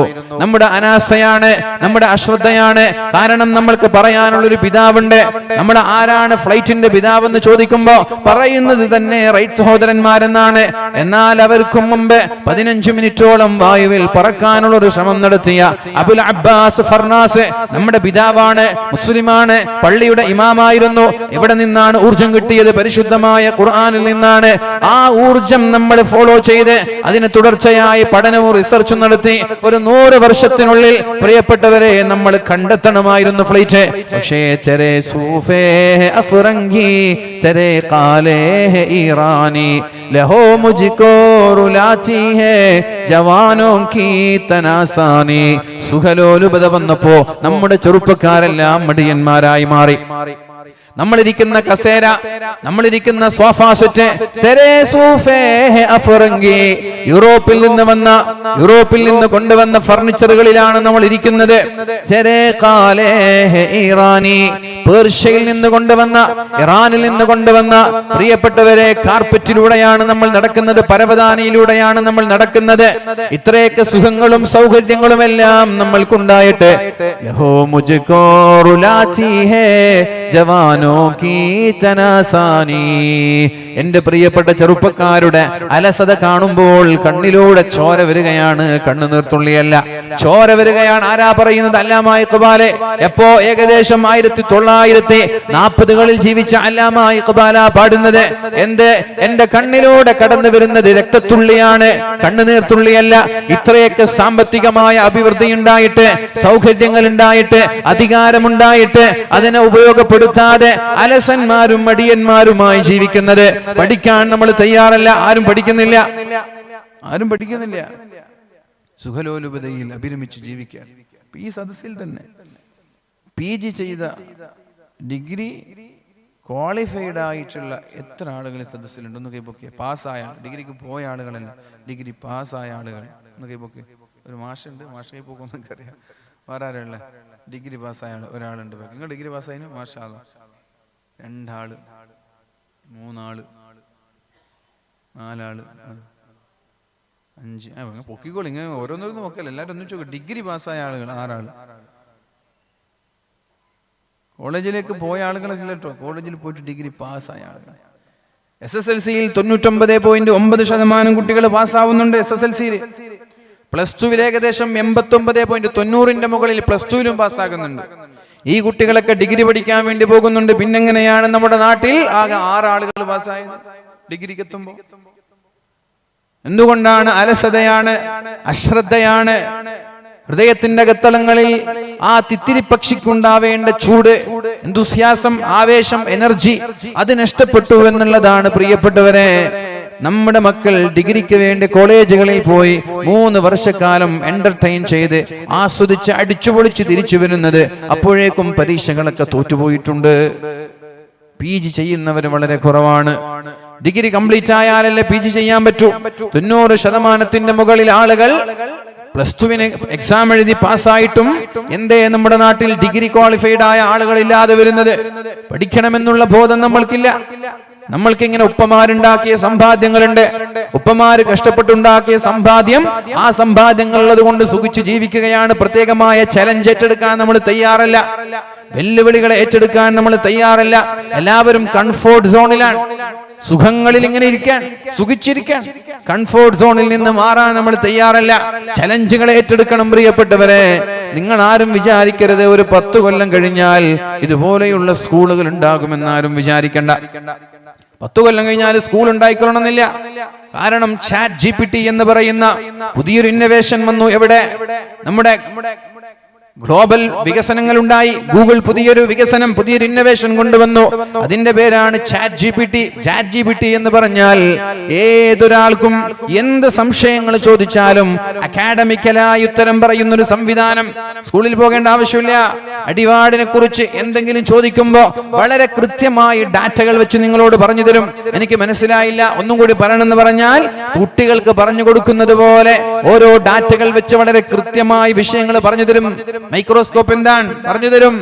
സയൻസ്, സൂര്യൻ, ചന്ദ്രൻ, ആസ്ട്രോണമി, ഫിസിക്സ്, കെമിസ്ട്രി, ബയോളജി, ഇതൊന്നും ഇനി സ്കൂളിൽ പോയി പഠിക്കേണ്ട ആവശ്യം വരൂല. മക്കളൊക്കെ സ്കൂളിൽ പോകുന്നത് നിർത്താൻ പോവാൻ. ഇങ്ങനെ ഒരു സംവിധാനം ഇവിടെ വ്യാപകമാവാൻ തുടങ്ങിയാൽ പ്രിയപ്പെട്ടവരെ, നമ്മുടെ മക്കൾ സ്കൂളിലേക്ക് പോകുന്നത് പോലും നിർത്തും. എന്നാൽ എന്താ സംഭവിക്കുക? അധ്യാപകന്മാരുടെ ജോലി നഷ്ടപ്പെടും. അധ്യാപകന്മാർക്ക് പിന്നെ ജോലി ഉണ്ടാവില്ല. അധ്യാപകന്മാരെ പിരിച്ചുവിടേണ്ടി വരും. ആമസോൺ 10,000-കണക്കിന് ആളുകളെ പിരിച്ചുവിടുന്നു. ഗൂഗിൾ 10,000-കണക്കിന് ആളുകളെ പിരിച്ചുവിടുന്നു. അതുപോലെ തന്നെ ആരാണ്? ട്വിറ്റർ പിരിച്ചുവിടുന്നു. അങ്ങനെ ഓരോ വലിയ അറിയപ്പെട്ട മുതലാളിമാരായ, കോടീശ്വരന്മാരായ, നല്ല സെറ്റിൽഡ് ആയിട്ടുള്ള കമ്പനികൾ വരെ, ഫേമുകൾ വരെ 10,000-കണക്കിന് ആളുകളെ പിരിച്ചുവിടുമ്പോ പിരിച്ചുവിടാൻ കാരണമുണ്ട്. അവരെക്കാളും ഉപയോഗമുള്ള, അവരെക്കാളും പ്രവർത്തനരഹിതരായ മറ്റെന്തോ അവരുടെ കയ്യിലുണ്ട്. അതാണ് റോബോട്ടുകൾ. മനുഷ്യനെക്കാളും കൂടുതൽ പ്രവർത്തിക്കുന്ന റോബോട്ടുകൾ. 24 മണിക്കൂറും റോബോട്ടുകൾ പ്രവർത്തിക്കുന്നുണ്ട്. അവർക്ക് ഭക്ഷണം വേണ്ട, സാലറി വേണ്ട, അവർക്ക് കറന്റ് വേണ്ട, അവർക്ക് AC വേണ്ട, അവർക്ക് ബ്രേക്ക് വേണ്ട, അവർക്ക് ലീവ് വേണ്ട, 24x7 സൺഡേ ലീവ് വേണ്ട, വെക്കേഷനുകൾ വേണ്ട, വർഷത്തിൽ മാസങ്ങളുടെ ലീവുകൾ വേണ്ട, 24x7 അങ്ങനെ 360 ദിവസവും വിശ്രമമില്ലാതെ ജോലിയെടുക്കുന്ന റോബോട്ടുകളെ കണ്ടുപിടിക്കാൻ തുടങ്ങി. അപ്പൊ മനുഷ്യന്റെ ആവശ്യമുണ്ടോ പ്രിയപ്പെട്ടവരെ? മനുഷ്യനെ പിരിച്ചുവിടുകയാണ്. ലാഭം ഇതാണ്. 10,000-കണക്കിന് ആളുകൾക്ക് ഓരോ മാസവും 1 ലക്ഷം സാലറി കൊടുക്കുന്നതിനേക്കാളും നല്ലത് ഒരു 10 റോബോട്ടുകൾ ഉണ്ടാക്കിയാൽ അവരുടെ പ്രവർത്തനങ്ങളെല്ലാം റോബോട്ടുകൾ ചെയ്യാൻ തുടങ്ങി. റോബോട്ടുകൾ ചെയ്തത് ശരിയായില്ലെങ്കിൽ റോബോട്ടിന് അടി കൊടുക്കാന്നാ പറഞ്ഞത്. നമ്മൾ മദ്രസയിലൊക്കെ അടിക്കുന്നത് പോലെ, സ്കൂളിലൊക്കെ അടിക്കുന്നത് പോലെ ചെയ്തത് ശരിയായില്ലെങ്കിൽ അടിക്കാം. അടിച്ചാൽ തിരിച്ചു തരും. അങ്ങനെയുള്ള സംവിധാനങ്ങളിലേക്ക് വരെ ലോകം മാറാൻ. അപ്പൊ നമ്മളിപ്പോഴും പറയുന്നത് എന്താണ്? ഒന്നും വേണ്ട, നിങ്ങൾ ഖുർആനും പിടിച്ചിങ്ങനെ പള്ളിന്റെ മൂലയിൽ ഇരുന്നാ മതി. എവിടെന്നാ നമ്മൾക്ക് കിട്ടുന്നത്? നമ്മുടെ പ്രപിതാക്കളായ ഉപ്പമാര് അബൂബക്കർ റാസിയെ പോലെ, ഖവാറസ്മിയെ പോലെ, ഇബ്നുൽ ഹൈസമിനെ പോലെ, പ്രിയപ്പെട്ടവരെ ഇബ്നു സീനയെ പോലെ, ഇബ്നു റുഷ്ദിനെ പോലെ, അബുൽ അബ്ബാസ് ഫർനാസിനെ പോലെയുള്ള, ഇമാം ഗസാലിയെ പോലെയുള്ള ഫിലോസഫേഴ്സ്, ആസ്ട്രോണമി പഠിച്ചവർ, ഒപ്തൽമോളജി പഠിച്ചവർ, അതുപോലെ തന്നെ പ്രിയപ്പെട്ടവരെ ഓരോ ആളുകൾ ഈ പരിശുദ്ധമായ ഖുർആനിന്റെ ഊർജം കണ്ടിട്ടാണ് അവരെന്ത് ചെയ്തത്? ഉന്നതമായ സയന്റിഫിക്കൽ ഡെവലപ്മെന്റുകൾ ഉണ്ടാക്കിയത്. എന്നാൽ നമ്മളോ അതേ ഖുർആൻ വെച്ച് നമ്മൾ ഇന്ന് പറയാണ്, നമ്മൾ എന്തായാ മതി, പള്ളിയിൽ ഇരുന്നാൽ മതി, കുറെ വികസനങ്ങളൊന്നും വേണ്ട, മൊബൈൽ നോക്കിയിട്ട് ഖുർആൻ ഓതണ്ട, കോമ്പസ് വെച്ചിട്ട് കിബ്ല നോക്കണ്ട. ഇതൊക്കെയാണ് നമ്മൾ ഇന്ന് പറഞ്ഞുകൊണ്ടിരിക്കുന്നത്. നിർത്താനുള്ള സമയമായി. ട്രെയിൻ എവിടെ എത്തി നോക്കട്ടെ.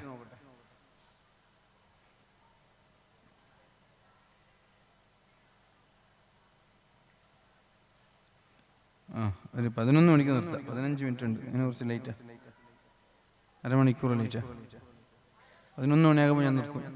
ദുആക്ക് നാളെ ഇൻഷാ അല്ലാഹ് കബീർ വാക്കവി ഉസ്താദും സയ്യിദ് സാദിഖ് അലി ശിഹാബ് തങ്ങളൊക്കെ ഉണ്ട്. വലിയൊരു ദുആ ബഹുമാനപ്പെട്ട ഖാലിദ് ഉസ്താദ് അല്ലേ, ഖാലിദ് ഉസ്താദ് ആയിരുന്നു. പിന്നെ ദുആക്ക് ആവശ്യം ഞാൻ അസ്സലാമു അലൈക്കും ഞാൻ പോകും ഇൻഷാ അല്ലാഹ്. അതുകൊണ്ട് പ്രിയപ്പെട്ടവരെ, ഞാൻ പറഞ്ഞു വരുന്നത് സീ ഖുർആൻ മേ ഹേ അബ്തർ കെ ജഹാൻ കി താലീം, जिसने मुमिन को बनाया महो परवीन का अमीर. ആസ്ട്രോണമി പഠിക്കാൻ നമ്മുടെ പ്രപിതാക്കളായ ഉപ്പാപ്പമാർക്ക് ആവേശം നൽകിയ ഖുർആനാണ് ഇന്ന് നമ്മളെ പോലെയുള്ള ആളുകൾക്ക് പള്ളിയുടെ മൂലയിൽ ഇരിക്കാൻ പ്രചോദനമായത്. ഖുർആൻ വെച്ചിട്ടാണ് ഭൗതികം പഠിക്കണ്ട എന്ന് പറയുന്നത്. ആജ് ഉൻകേ അമൽ കാ അന്ദാസ് തീനുഹാ ജിൻകേ ഇറാദോ മേ ഖുദാ കീ തഖ്ദീർ. എല്ലാം അല്ലാഹുവിന്റെ വിധിയാണെന്ന് പറഞ്ഞ് രക്ഷപ്പെടാൻ ശ്രമിക്കുകയാണ് നമ്മളെല്ലാവരും. എല്ലാം അല്ലാഹുവിന്റെ വിധിയാണെന്ന് പറഞ്ഞ് രക്ഷപ്പെടാൻ ശ്രമിക്കുകയാണ് നമ്മളെല്ലാവരും. അതുകൊണ്ട് പ്രിയപ്പെട്ടവരെ, ഈ മിഅ്റാജിന്റെ രാത്രി നമ്മൾക്ക് പഠിപ്പിച്ചു തരുന്ന വിഷയം എന്താണ് എന്ന് ചോദിച്ചാൽ, ഖൽബിലടങ്ങാത്ത പ്രതിബദ്ധത ഏതെങ്കിലും ഒരു വിഷയത്തോടുണ്ടെങ്കിൽ, ഖൽബിലടങ്ങാത്ത ആവേശം. ബക്കറ്റ് ഉണ്ടോ? എന്നാ വേഗം വന്നോളി. ബക്കറ്റ് അങ്ങോട്ടും ഇങ്ങോട്ടും പോയാൽ എങ്ങനെ ശരിയാവും? ഇങ്ങോട്ടൊന്നോളി. ഖൽബിലടങ്ങാത്ത ഊർജമുണ്ടെങ്കിൽ, ആർജവമുണ്ടെങ്കിൽ, ആ ആർജവത്തോടെ പഠിക്കാനും പ്രവർത്തിക്കാനും തയ്യാറായാലേ ഈ കാലഘട്ടത്തിൽ പ്രിയപ്പെട്ടവരെ നമ്മൾക്ക് ആത്മാഭിമാനത്തോടെ നിലനിൽക്കാൻ കഴിയുകയുള്ളൂ. ഇൻഷാ അല്ലാഹ് ബക്കറ്റ് വരും. വളരെ നല്ല രീതിയിൽ എല്ലാവരും സഹകരിക്കണം. അല്ലാഹു തൗഫീഖ് ചെയ്യട്ടെ. വളരെ നല്ല രീതിയിൽ സഹകരിക്കണം. ഇഷ്ടപ്പെട്ട ഒരു എമൗണ്ട് എല്ലാവരും ബക്കറ്റിലിടണം. 1000ങ്ങളും 10,000ങ്ങളൊന്നുമില്ല. ഇഷ്ടപ്പെട്ട ഒരു എമൗണ്ട് ബക്കറ്റിലിടാൻ വേണ്ടി ശ്രമിക്കുക. അല്ലാഹു തൗഫീഖ് ചെയ്യട്ടെ. അല്ലാഹു റബ്ബ് സുബ്ഹാനഹു വ തആല തൗഫീഖ് നൽകട്ടെ. അല്ലാഹു നമ്മുടെ സ്വതക്കകളുടെ ബർക്കത്ത് കൊണ്ട് മരിക്കുന്നത് വരെ മാരകമായ രോഗങ്ങളിൽ നിന്ന് അല്ലാഹു നമ്മെ സലാമത്താക്കട്ടെ. ശർറായ ഖളായിൽ നിന്ന് സലാമത്താക്കട്ടെ. അപകടങ്ങളിൽ നിന്നും അപകട മരണങ്ങളിൽ നിന്നും രക്ഷപ്പെടുത്തട്ടെ. നമ്മൾ കൊടുക്കുന്ന സ്വതക്ക പോലെ ഉണ്ടാവും നമ്മുടെ ഭാവി.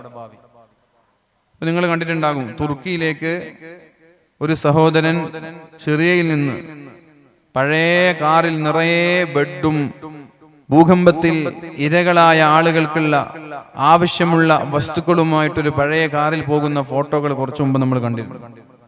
അത് വല്ലാതെ ചർച്ചയായൊരു ഫോട്ടോയായിരുന്നു. ആ മനുഷ്യന് ഇന്ന് തുർക്കിയിലെ ഒരു പ്രമുഖ വ്യവസായി പുതിയൊരു കാർ വാങ്ങിച്ചു കൊടുത്തു. നിബിധങ്ങൾ എന്താ പറഞ്ഞത്? സ്വതക്ക കൊടുത്താൽ പൈസ കുറയൂല. കൊടുത്തതിനേക്കാളും വലിയ കാർ അയാൾ കിട്ടി. കാറ് കൊടുത്തിട്ടില്ല, കാറിൽ സാധനങ്ങൾ കൊണ്ടുപോയതാ. ഉള്ളതൊക്കെ പെറുക്കിയിട്ട് പഴയ കാറിൽ കെട്ടിവെച്ച് ഭൂകമ്പ ബാധിതരായ ആളുകളെ സഹായിക്കാൻ വേണ്ടി പോയതാണ്.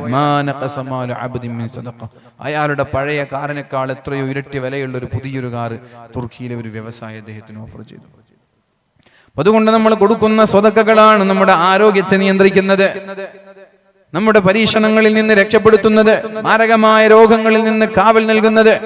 പ്രിയപ്പെട്ടവരെ, അതുകൊണ്ട് ഈ പരിശുദ്ധമായ അള്ളാഹുവിന്റെ ഹബീബ് യുക്തികളെ പോലും വെല്ലുവിളിക്കുന്ന രീതിയിൽ റജബ് 27 രാത്രിയിൽ ആകാശാരോഹണം നടത്തി. അള്ളാഹുവിന്റെ ഹബീബിന്റെ മുന്നിലേക്ക് പോയി. അവിടെ ചില ആളുകളെ കണ്ടു. ഇരുമ്പിനാലുള്ള നഖം കൊണ്ട് കവിൾത്തടങ്ങളെ കീറി മുറിക്കുന്ന ഒരു വിഭാഗം ആളുകൾ, ഇരുമ്പിനാലുള്ള നഖം കൊണ്ട് അവരുടെ ഹൃദയത്തെ കീറി മുറിക്കുന്ന ഒരു വിഭാഗം, കവിൾത്തടങ്ങളെല്ലാം കീറി മുറിഞ്ഞ് രക്തമൊഴുകി കഷ്ണങ്ങളായി, ഹൃദയമാകെ തകർന്ന് തരിപ്പണമായി. വീണ്ടും അല്ലാഹു പഴയതുപോലെ കവിൾത്തടങ്ങളെ പഴയതുപോലെ രൂപാന്തരപ്പെടുത്തുന്നു. വീണ്ടും കീറി മുറിക്കുന്നു, രക്തം വരുന്നു, അസഹനീയമായ വേദന കൊണ്ട് പുളയുന്നു. ഇവരാരാണെന്ന് ചോദിച്ചപ്പോ അള്ളാഹുവിന്റെ ഹബീബായ മുഹമ്മദുർ റസൂലുള്ളാഹി സ്വല്ലല്ലാഹു അലൈഹി വസല്ലമ തങ്ങളോട് പറഞ്ഞത്, ഇവര് ഫിത്ന പറയുന്നവരാണ്, ഇവര് നാവിനെ സൂക്ഷിക്കാത്തവരാണ്, ഇവര് ഗീബത്ത് പറയുന്നവരാണ്, ഉള്ളതും ഇല്ലാത്തതുമായ ആരോപണങ്ങൾ പറയുന്നവരാണ്, ആരോപണങ്ങൾ എഴുതിവിടുന്നവരാണ്. അതുകൊണ്ട് പ്രിയപ്പെട്ടവരെ, ഈ പരിശുദ്ധമായ റജബ് 27 രാത്രിയിൽ നമ്മളെല്ലാവരും പ്രതിജ്ഞ എടുക്കേണ്ടത്, എന്റെ നാവിനെ ഞാൻ സൂക്ഷിക്കുമെന്നുള്ളൊരു പ്രതിജ്ഞയാണ് എടുക്കേണ്ടത്. നാവിനെ സൂക്ഷിക്കാത്ത ഒരാൾക്കും ഈമാൻ സലാമത്തായി മരിക്കാൻ കഴിയുകയില്ല. നാവ് സൂക്ഷിച്ചാലേ ഈമാൻ സലാമത്തായി മരിക്കാൻ കഴിയുള്ളൂ. നിസ്കാരമില്ലെങ്കിലും നോമ്പില്ലെങ്കിലും അമലുകളില്ലെങ്കിലും ഒരാൾ നാവ് സൂക്ഷിച്ചാൽ അയാൾക്ക് ഈമാൻ സലാമത്തായി മരിക്കാൻ കഴിയും. എന്നാൽ നിസ്കാരമുണ്ട്, നോമ്പുണ്ട്, സക്കാത്തുണ്ട്, എല്ലാമുണ്ട്, നാവിനെ സൂക്ഷിച്ചില്ലെങ്കിൽ അയാൾക്ക് ഈമാൻ സലാമത്തായി മരിക്കാൻ കഴിയൂല. നിങ്ങൾ നാവിനെ സൂക്ഷിക്കാമെന്ന് ഉറപ്പ് തന്നാൽ ഞാൻ നിങ്ങൾക്ക് സ്വർഗം തരാമെന്ന് മുഹമ്മദുർ റസൂലുള്ളാഹ്. നിങ്ങൾ എനിക്കൊരു ഉറപ്പ് തരണം. എന്താണ് ആ ഉറപ്പ്? നാവിനെ സൂക്ഷിക്കുമെന്നുള്ള ഉറപ്പ് തന്നാൽ ഞാൻ നിങ്ങൾക്ക് സ്വർഗം തരാമെന്ന് ഉറപ്പ് തരുന്നു എന്ന് മുഹമ്മദുർ റസൂലുള്ളാഹ്. അപ്പൊ മുസ്ലിം എന്ന് പറഞ്ഞാൽ നിങ്ങളുടെ നാവിലൂടെ മറ്റൊരാളെ വേദനിപ്പിക്കരുത്, നിങ്ങളുടെ കൈകളിലൂടെ മറ്റൊരാളെ വേദനിപ്പിക്കരുത്. ഞാൻ എന്റെ ജീവിതത്തിൽ മറ്റൊരാളെ വേദനിപ്പിക്കൂല എന്ന ചിന്ത, മറ്റൊരാളെ വേദനിപ്പിക്കൂല എന്ന പ്രതിജ്ഞ എടുക്കേണ്ട രാത്രിയാണിത്. കാരണം ഈ രാത്രിയാണ് നാവ് കൊണ്ട് തോന്നിവാസങ്ങൾ പറയുന്ന ആളുകളെ അല്ലാഹു തആല ശിക്ഷിക്കുന്ന ഒരു രംഗം അല്ലാഹുവിന്റെ ഹബീബായ നബി തങ്ങൾ കണ്ടത്. അതെന്തിനാണ്? നമ്മൾ നിർത്താനാണ്, നാവിനെ സൂക്ഷിക്കാനാണ്. നാളെ ആരെങ്കിലും ഒരാൾ നരകത്തിലേക്ക് വലിച്ചെറിയപ്പെടുമെങ്കിൽ അത് നാവ് കൊണ്ടുണ്ടാക്കിയ തെറ്റുകൾ മാത്രമായിരിക്കുമെന്ന് ശഫീഉനാ റസൂലുള്ളാഹ്. നാളെ ആരെങ്കിലും ഒരാൾ നരകത്തിലേക്ക് വലിച്ചെറിയപ്പെടുമെങ്കിൽ അത് അയാൾ നാവ് കൊണ്ടുണ്ടാക്കിയ തെറ്റായിരിക്കും. പെണ്ണായാലും ആണായാലും നാളെ നരകത്തിലേക്ക് വലിച്ചെറിയപ്പെടാനുള്ള കാരണം അതവരുടെ നാവ് കൊണ്ടുണ്ടാക്കിയ തെറ്റുകൾ കാരണത്താലായിരിക്കുമെന്ന് മുഹമ്മദുർ റസൂലുള്ളാഹി. ഇനി പെണ്ണുങ്ങളെ, അക്സറു അഹ്ലിഹൻ നിസാ, സ്ത്രീകൾ അധിക പേരും നരകത്തിൽ കിടക്കാനുള്ള കാരണം അതും അവരുടെ നാവാണ്. ആരോടാണ് അവർ നാവ് ഉപയോഗിക്കുന്നത്? അവരുടെ ഭർത്താവിനോട്. യക്ഫുർനൽ അശീർ, ഭർത്താവിനോട് നാവ് കൊണ്ട് ഇങ്ങനെ വേദനിപ്പിക്കുന്നവർ, ഭർത്താവിനെ നിഷേധിക്കുന്നവർ, ഭർത്താവ് ചെയ്തു തരുന്ന സഹായങ്ങളൊക്കെ മറന്നിട്ട് ദേഷ്യം വരുമ്പോ ഭർത്താവിനോട് തോന്നിവാസം പറയുന്നവരെ, ഇത്തരം സഹോദരിമാർ നാളെ നരകത്തിലായിരിക്കുമെന്ന്, അതേപോലെ നാവിനെ സൂക്ഷിക്കാത്ത പുരുഷന്മാർ നാളെ നരകത്തിലായിരിക്കുമെന്ന് മുഹമ്മദുർ റസൂലുള്ളാഹി സ്വല്ലല്ലാഹു അലൈഹി വസല്ലം. യബലു അന്ന അഹ്ലൽ ഖുറാ ആമനു, ഓ നാട്ടുകാരെ, നമ്മളെല്ലാവരും അല്ലാഹുവിനെ കൊണ്ട് വിശ്വസിച്ചാൽ ഈ മഹത്തായ സ്ഥാപനം നമ്മൾക്കൊരു പ്രചോദനമാണ്. ഇവിടെ ഇംഗ്ലീഷ് മീഡിയം സ്കൂളുകളുണ്ട്. ഇവിടെ ഹാഫിലിങ്ങളായ ആളുകളെ നാളെ സനദ് നൽകി ആദരിക്കുകയാണ്. ഹാഫിളാത്തുകളായ സഹോദരിമാരെ സനദ് നൽകി ആദരിച്ചു കഴിഞ്ഞു. ഞാൻ പറയുന്നത് ഹിഫ്ള് കഴിഞ്ഞാൽ നമ്മുടെ പഠനം അവസാനിച്ചിട്ടില്ല, അതോടെ പഠനം തുടങ്ങുകയാണ്. എന്താ പഠിക്കേണ്ടത്? ഭൗതിക മേഖലയിൽ അഗാധമായ പാണ്ഡിത്യം ഉണ്ടാവണം, മതകീയ വിഷയങ്ങളിൽ അഗാധമായ പാണ്ഡിത്യം ഉണ്ടാവണം. ഈ മാലിക് ദിനാർ എന്നുള്ളത് കാസർഗോഡ് തളങ്കരയിൽ അന്ത്യവിശ്രമം കൊള്ളുന്ന പരിശുദ്ധ ഹബീബിന്റെ സ്വഹാബിയായ മാലിക് ദിനാർ ഇവിടേക്ക് ദഅവത്തിന് വന്നതുപോലെ, ഇവിടേക്ക് പ്രബോധനത്തിന് വന്ന് ഈ കേരളക്കരയിൽ ഒരുപാട് പള്ളികൾ നിർമ്മിച്ച് അല്ലാഹുവിനെ, ഈ പരിശുദ്ധ ദീനിനെ ഈ നാട്ടിൽ പ്രചരിപ്പിച്ചതുപോലെ മാലിക് ദിനാറിന്റെ പേരിൽ തുടങ്ങിയ ദഅവാ സെന്റർ, ഇവിടെ നിന്നുണ്ടാവണം അത്ഭുതങ്ങള്, ഇവിടെ നിന്നുണ്ടാവണം പൈലറ്റുമാർ, ഇവിടെ നിന്നുണ്ടാവണം എഞ്ചിനീയർമാര്, ഫിസിക്സും കെമിസ്ട്രിയും ബയോളജിയൊക്കെ കൈകാര്യം ചെയ്യുന്ന നല്ല നിപുണരായ വിദ്യാർത്ഥികളെ നാടിന് സമർപ്പിക്കാൻ നമ്മൾക്ക് കഴിയണം. ഹാഫിളീങ്ങളായ വിദ്യാർത്ഥികളെ, ഹാഫിളാത്തുകളായ വിദ്യാർത്ഥികളെ, ഇംഗ്ലീഷും ഭാഷകളൊക്കെ കൈകാര്യം ചെയ്യുന്ന, കിതാബുകളിൽ വല്ല അവഗാഹമുള്ള ഭൗതികമായ വിഷയങ്ങൾ അക്കാഡമിക്കലി ഡാറ്റ വെച്ച് സംസാരിക്കാൻ കഴിയുന്ന നല്ല നിപുണരായ വിദ്യാർത്ഥികൾക്ക് ജന്മം നൽകാൻ ഈ മഹത്തായ സ്ഥാപനത്തിന് സാധിക്കട്ടെ. മാലിക് ദിനാറാണല്ലോ ദഅവത്തിന് ഇവിടേക്ക് നേതൃത്വം നൽകിയത്. മാലിക് ദിനാറാണല്ലോ ഈ കേരളത്തിലേക്ക് വന്നിട്ട് പ്രിയപ്പെട്ടവരെ ദഅവി പ്രവർത്തനവുമായി മുന്നോട്ട് പോയത്. അതേപോലെ നമ്മൾക്കും സാധിക്കണം. അല്ലാഹു തൗഫീഖ് നൽകട്ടെ. അങ്ങനെ സാധിക്കണമെങ്കിൽ ഞാൻ താഴ്ന്നു കൊടുക്കേണ്ടവനല്ല എന്ന ചിന്തയുണ്ടാവണം, ഞാൻ ആർക്കും തോറ്റു കൊടുക്കേണ്ടവനല്ല എന്ന ചിന്തയുണ്ടാവണം.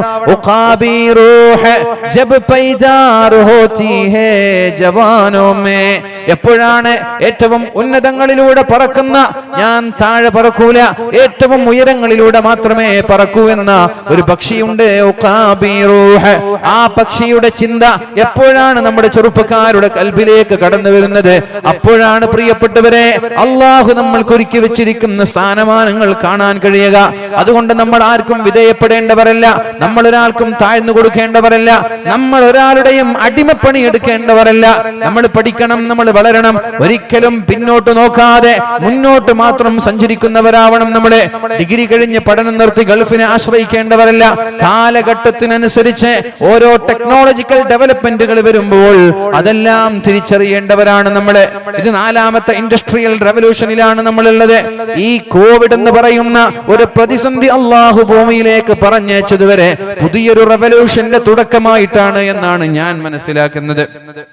ഇതുവരെ വയസ്സന്മാരായ ഉസ്താദുമാർക്ക് സ്മാർട്ട് ഫോൺ ഉപയോഗിക്കാൻ കഴിയില്ല, അവരൊക്കെ അതിനെ തള്ളി പറയുന്നവരായിരുന്നു. നോക്കിയുടെ 0000 ടോർച്ച് ഫോൺ ഉപയോഗിച്ചിരുന്നു ഉസ്താദുമാര്.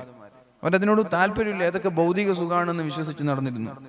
പിന്നെ കോവിഡ് വന്നപ്പോ കുട്ടികളെ പഠിപ്പിക്കാൻ ഇത് വാങ്ങേണ്ടി വന്നു, സ്മാർട്ട് ഫോൺ വാങ്ങേണ്ടി വന്നു. ഉസ്താദുമാര് മാത്രമല്ല, സ്കൂളിലുള്ള കുറച്ച് ഓർത്തഡോക്സ് സ്റ്റൈലിൽ ജീവിക്കുന്ന അധ്യാപകന്മാരും അങ്ങനെ. എനിക്കും ഇതൊന്നും പറ്റൂല, ഫോണിലൊന്നും ഞാൻ പറ്റൂല, ലാപ്ടോപ്പും കമ്പ്യൂട്ടറൊന്നും എനിക്ക് പറ്റൂല എന്ന് പറഞ്ഞ അധ്യാപകന്മാരും കോവിഡ് വന്നപ്പോൾ ലാപ്ടോപ്പിലേക്കും ഗൂഗിൾ മീറ്റിലേക്കും സൂം മീറ്റിങ്ങിലേക്കും വാട്സപ്പ് മീറ്റിങ്ങിലേക്കും ടെലഗ്രാമിലുള്ള ക്ലാസ്സിലേക്കും മാറി. ഇത് അള്ളാഹു ഒരു 4th ഇൻഡസ്ട്രിയൽ റെവല്യൂഷന്റെ തുടക്കമായിട്ടാണ് കോവിഡ് കൊണ്ടുവന്നത്. കോവിഡിന് ശേഷമാണ് ടെക്നോളജിയുടെ ഒരു ലീപ്പ്, ഒരു എടുത്തുചാട്ടം ഉണ്ടായത്. ഡിജിറ്റലിലേക്ക് ഒരു ചാട്ടമുണ്ടായത്. ഇപ്പം എല്ലാം ഡിജിറ്റൽ അല്ലേ. ഷവർമ തിന്നാലും ഗൂഗിൾ പേ, വെള്ളം വാങ്ങിയാലും ഗൂഗിൾ പേ, പിരിവിന് ബക്കറ്റിലും QR കോഡ് അല്ലേ. ബക്കറ്റിൽ പൈസ ഇല്ലെങ്കിൽ ബേജാറാവണ്ട, QR കോഡ് ഉണ്ട്, QR കോഡിലൂടെ കൊടുത്തോളി എന്നാ പറയാം. ഇതാണ് ഡിജിറ്റൽ വിപ്ലവം എന്ന് പറയാം. വയസ്സായ ഉമ്മമാർക്ക് ഫോൺ എന്തെന്നറിയില്ല. ഇന്ന് ആ ഉമ്മമാര് ഫോൺ താഴെ വെക്കുന്നില്ല. രാവിലെ മുതൽ വൈകുന്നേരം വരെ ഖുർആൻ ക്ലാസ്സുകളാണ്, പ്രഭാത ദിക്റുകളാണ്, പ്രദോഷത്തിലുള്ള ദിക്റുകളാണ്. അള്ളാഹു ഈ കോവിഡ് എന്ന് പറയുന്ന ഒരു പ്രതിസന്ധി കൊണ്ടുവന്നത് ഒരു പക്ഷേ ഒരു 4th റെവല്യൂഷനിന്റെ തുടക്കമായിട്ടാവാൻ ചാൻസ് ഉണ്ട്. ഒരു ഡിജിറ്റൽ ഡെവലപ്മെന്റിന് അള്ളാഹു തുടക്കം കുറിച്ചതാവാം. അപ്പോഴാണ് ബഹുഭൂരിഭാഗം ആളുകളും ഡിജിറ്റൽ സിസ്റ്റത്തിലേക്ക് മാറാൻ തുടങ്ങിയത്. നമ്മുടെ വാച്ചുകൾ സംസാരിക്കാൻ തുടങ്ങി. ഒരു അരമണിക്കൂർ ഈ വാച്ച് കെട്ടിയിരുന്നാലും വാച്ചിനോട് പറയും എണീറ്റിട്ട് നടക്കണം എന്നറിയും. നമ്മൾ എന്തെങ്കിലും ഒരു പുസ്തകം നോക്കിയിട്ട് ഇങ്ങനെ ഇരുന്നാലും വാച്ച് മെസ്സേജ് അയക്കും. എന്ത് ഇരുന്നത് മതി, ഒന്ന് എണീറ്റിട്ട് അങ്ങോട്ടും ഇങ്ങോട്ടും നടന്നിട്ട് വാ, എന്നിട്ട് കൊണ്ടിരിക്കണം. വാച്ചുകൾ സംസാരിക്കാൻ തുടങ്ങി, കാറുകൾ സംസാരിക്കാൻ തുടങ്ങി, ഫ്രിഡ്ജുകൾ സംസാരിക്കാൻ തുടങ്ങും. സൂപ്പർ മാർക്കറ്റിലേക്ക് പോകുമ്പോൾ ഫ്രിഡ്ജ് പറയും ഇനി മീൻ വേണ്ട, ഇന്ന് മീൻ ഇവിടെ ഉണ്ട്, വേണ്ടാന്ന് മെസ്സേജ് വരും. മട്ടൻ ഇവിടെ ഉണ്ട്, മട്ടൻ വേണ്ടാന്ന് മെസ്സേജ് വരും. കുറച്ച് പച്ചക്കറി വാങ്ങിച്ചോ, ഉള്ളി തീരാനായിട്ടുണ്ട്, ആകെ 100 ഗ്രാമേ ഉള്ളൂ, ഫോണിലേക്ക് മെസ്സേജ് വരും ഫ്രിഡ്ജിൽ നിന്ന്.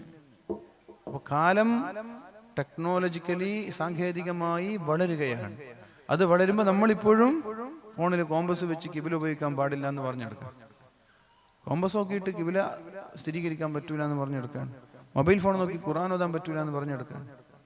ഇതാണ് പറഞ്ഞത്. ഇതേ ഖുർആൻ വെച്ചിട്ടാണ് അവർ ഉന്നതങ്ങളിലേക്ക് എത്തിയത്.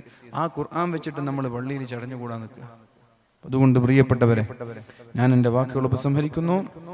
അള്ളാഹു പഠിക്കാനും ഉന്നതങ്ങളിലെത്തി ഏറ്റവും ഉയരങ്ങളിൽ പാറിപ്പറക്കാനും അള്ളാഹു തൗഫീഖ് നൽകട്ടെ. പരിശുദ്ധ ഹബീബ് 7 ആകാശങ്ങളും കടന്ന് അള്ളാഹുവിൻ്റെ സന്നിധിയിലേക്ക് എത്തിയത് ഹബീബിൻ്റെ ഹൃദയത്തിൻ്റെ അകത്തളങ്ങളിലുള്ള ആ ദൃഢനിശ്ചയത്തിൻ്റെ ഭാഗമാണ്. അള്ളാഹുവിനോടുള്ള അമിതമായ സ്നേഹത്തിൻ്റെയും വിശ്വാസത്തിൻ്റെയും പ്രതീക്ഷയുടെയും ഭാഗമായിട്ടാണ്. ഈ ഒരു വിശ്വാസവും ഡിറ്റർമിനേഷനും വിൽ പവറും നമ്മൾക്കുണ്ടായാൽ ഏതുയരങ്ങളിലും എത്തിപ്പിടിക്കാൻ വളരെ ഈസിയാണ് എന്നാണ് ഈ ഇസ്രാഇന്റെ രാത്രി നമ്മൾക്ക് നൽകുന്ന മെസ്സേജ്. അള്ളാഹു ഈ സ്ഥാപനത്തെ സഹായിക്കുന്ന എല്ലാ ആളുകൾക്കും 2 വീട്ടിലും വിജയം നൽകട്ടെ. മാരകമായ രോഗം അള്ളാഹു സലാമത്താക്കട്ടെ. ഷർറായ ഖളായിൽ നിന്നും അപകടങ്ങളിൽ നിന്നും അപകട മരണങ്ങളിൽ നിന്നും അള്ളാഹു സലാമത്താക്കട്ടെ. ഓരോ ആളുകൾ കൊടുക്കുന്നതിൻ്റെ ഇരട്ടിയായി ദുനിയാവിലും ആഖിറത്തിലും അള്ളാഹു പകരം നൽകട്ടെ. ഇവിടെ പഠിച്ചിറങ്ങുന്ന വിദ്യാർത്ഥികൾക്ക് അള്ളാഹു ബുദ്ധിശക്തിയും ഓർമ്മശക്തിയും നൽകട്ടെ. സമൂഹത്തിനും ദീനിനും ഉപകരിക്കുന്ന മക്കളാക്കട്ടെ. ഭക്ഷണം നൽകിയ നമ്മുടെ പ്രിയങ്കരനായ ഉമർക്ക, അള്ളാഹു അദ്ദേഹത്തിന് ആഫിയത്തുള്ള ദീർഘായുസ്സ് നൽകട്ടെ. ആഫിയത്തുള്ള ദീർഘായുസ്സ് നൽകട്ടെ. യഹ്യ എന്ന് പറയുന്ന ഒരു സുഹൃത്ത് ദുആ ചെയ്യാൻ പറഞ്ഞിട്ടുണ്ട്. അള്ളാഹു അവർക്കും അവരുടെ വീട്ടിലും കുടുംബത്തിലും അള്ളാഹു ബറക്കത്ത് ചെയ്യട്ടെ. മക്കൾക്കൊക്കെ അള്ളാഹു ബുദ്ധിശക്തി നൽകട്ടെ. ഹലാലായ ഉദ്ദേശങ്ങൾ അള്ളാഹു നിറവേറ്റി കൊടുക്കട്ടെ. ഈ മഹത്തായ സദസ്സിൽ ഭവിഷ്ഠരായ ബഹുമാനപ്പെട്ട നേതാക്കന്മാർ, അവർക്ക് സ്ഥാപനത്തിന് വേണ്ടി മമ്പാടിൽ നിന്ന് വന്നു. അലിയാർ സാഹിബ് മമ്പാട്ടുകാരനാണ്, അലി മമ്പാട്. അപ്പോൾ മമ്പാട് ഇങ്ങോട്ട് വരണമെങ്കിൽ നല്ലൊരു ദൂരമുണ്ട്. അദ്ദേഹത്തിന്റെ കുടുംബക്കാരൊക്കെ എവിടെ ഉണ്ട്? നിങ്ങളുടെ സ്ഥാപനത്തിന്റെ കമ്മിറ്റിയിൽ വിട്ടാണ്. ഉസ്താദുമാരുണ്ട് ഇവിടെ. ഇൻഷാ അല്ലാഹ് നിങ്ങളുടെ കയ്യിൽ ഒരു കവർ തരും. ഈ കവറിൽ നല്ലൊരു സംഖ്യ നിങ്ങൾ ഇട്ട് കൊടുക്കുക. നിങ്ങൾ എത്രത്തോളം കൊടുക്കുന്നുണ്ടോ അതിനേക്കാളും ഇരട്ടി അള്ളാഹു തരും. 10 കൊടുത്താൽ 100 തിരുള്ളു പഠിച്ചോ. 1000 കൊടുത്താൽ 10000 കിട്ടും. 1000 കൊടുത്താൽ 10000 തിരിച്ചു തരും. അതുകൊണ്ട് 10 കൊടുത്തിട്ട് 100 വാങ്ങണ്ട, 1000 കൊടുത്തിട്ട് 10000 വാങ്ങിക്കോളൂ. അതാണ് നിങ്ങൾക്ക് ലാഭം. അതാണ് നിങ്ങൾക്ക് ലാഭം. ഇല്ലാ സാദ, കൊടുത്തതൊക്കെ കൂടുന്നാണ് അള്ളാഹിന്റെ ഹബീബ് പഠിപ്പിച്ചു. കൊടുക്കുന്നതിനനുസരിച്ച് കൂടുന്നു. അതുകൊണ്ട് മുത്തഅല്ലിമീങ്ങൾ നിങ്ങളുടെ കൈകളിലേക്ക് കവർ തരുമ്പോൾ 10000 ഇതിലിടാൻ നിങ്ങൾ ശ്രമിച്ചാൽ അള്ളാഹു നിങ്ങൾക്ക് അർശിന്റെ തണൽ തരും. പേരെഴുതണ്ട, നമ്പർ എഴുതണ്ട, നിങ്ങൾ എത്ര ഉണ്ടെന്ന് ആരോട് പറയാൻ വേണ്ട. നിങ്ങളും നിങ്ങളുടെ റബ്ബും മാത്രം അറിയുന്ന രീതിയിൽ 10000 ഈ കവറിലിട്ടിട്ട് നാളെ ബക്കറ്റ് വരുമ്പോൾ ബക്കറ്റിലോ സംഘാടകരെ കയ്യിലോ ഏൽപ്പിച്ചാൽ നിങ്ങളും അള്ളാഹു അല്ലാതെ വേറൊരാളത് അറിഞ്ഞിട്ടുണ്ടാവില്ല. ആ ഇഷ്ടപ്പെട്ട സ്വതക്ക 10000 ഇതിലിട്ടത്, 5000 ഇതിലിട്ടത്, അങ്ങനെ ഒരു ഇഷ്ടപ്പെട്ട സ്വതക്ക നിങ്ങൾ കവറിലിട്ടിട്ട് നാളെ ബക്കറ്റിലോ സംഘാടകരെയോ പേരോ നമ്പറൊന്നും കൊടുക്കാതെ ഏൽപ്പിച്ചാൽ ആ ഒരൊറ്റ സ്വതക്ക മതി നാളെ 50000 വർഷത്തിന്റെ ദൈർഘ്യമുള്ള മശ്റയിൽ അർശിന്റെ തണൽ കിട്ടാൻ. അല്ലാഹു തൗഫീഖ് ചെയ്യട്ടെ. ഉസീകും ബിദ്ദുആ. ജസാകുമുല്ലാഹു ഖൈർ. സുബ്ഹാനകല്ലാഹുമ്മ ബിഹംദിക്. അസ്സലാമു അലൈക്കും വറഹ്മത്തുള്ളാഹി വബറകാതുഹു.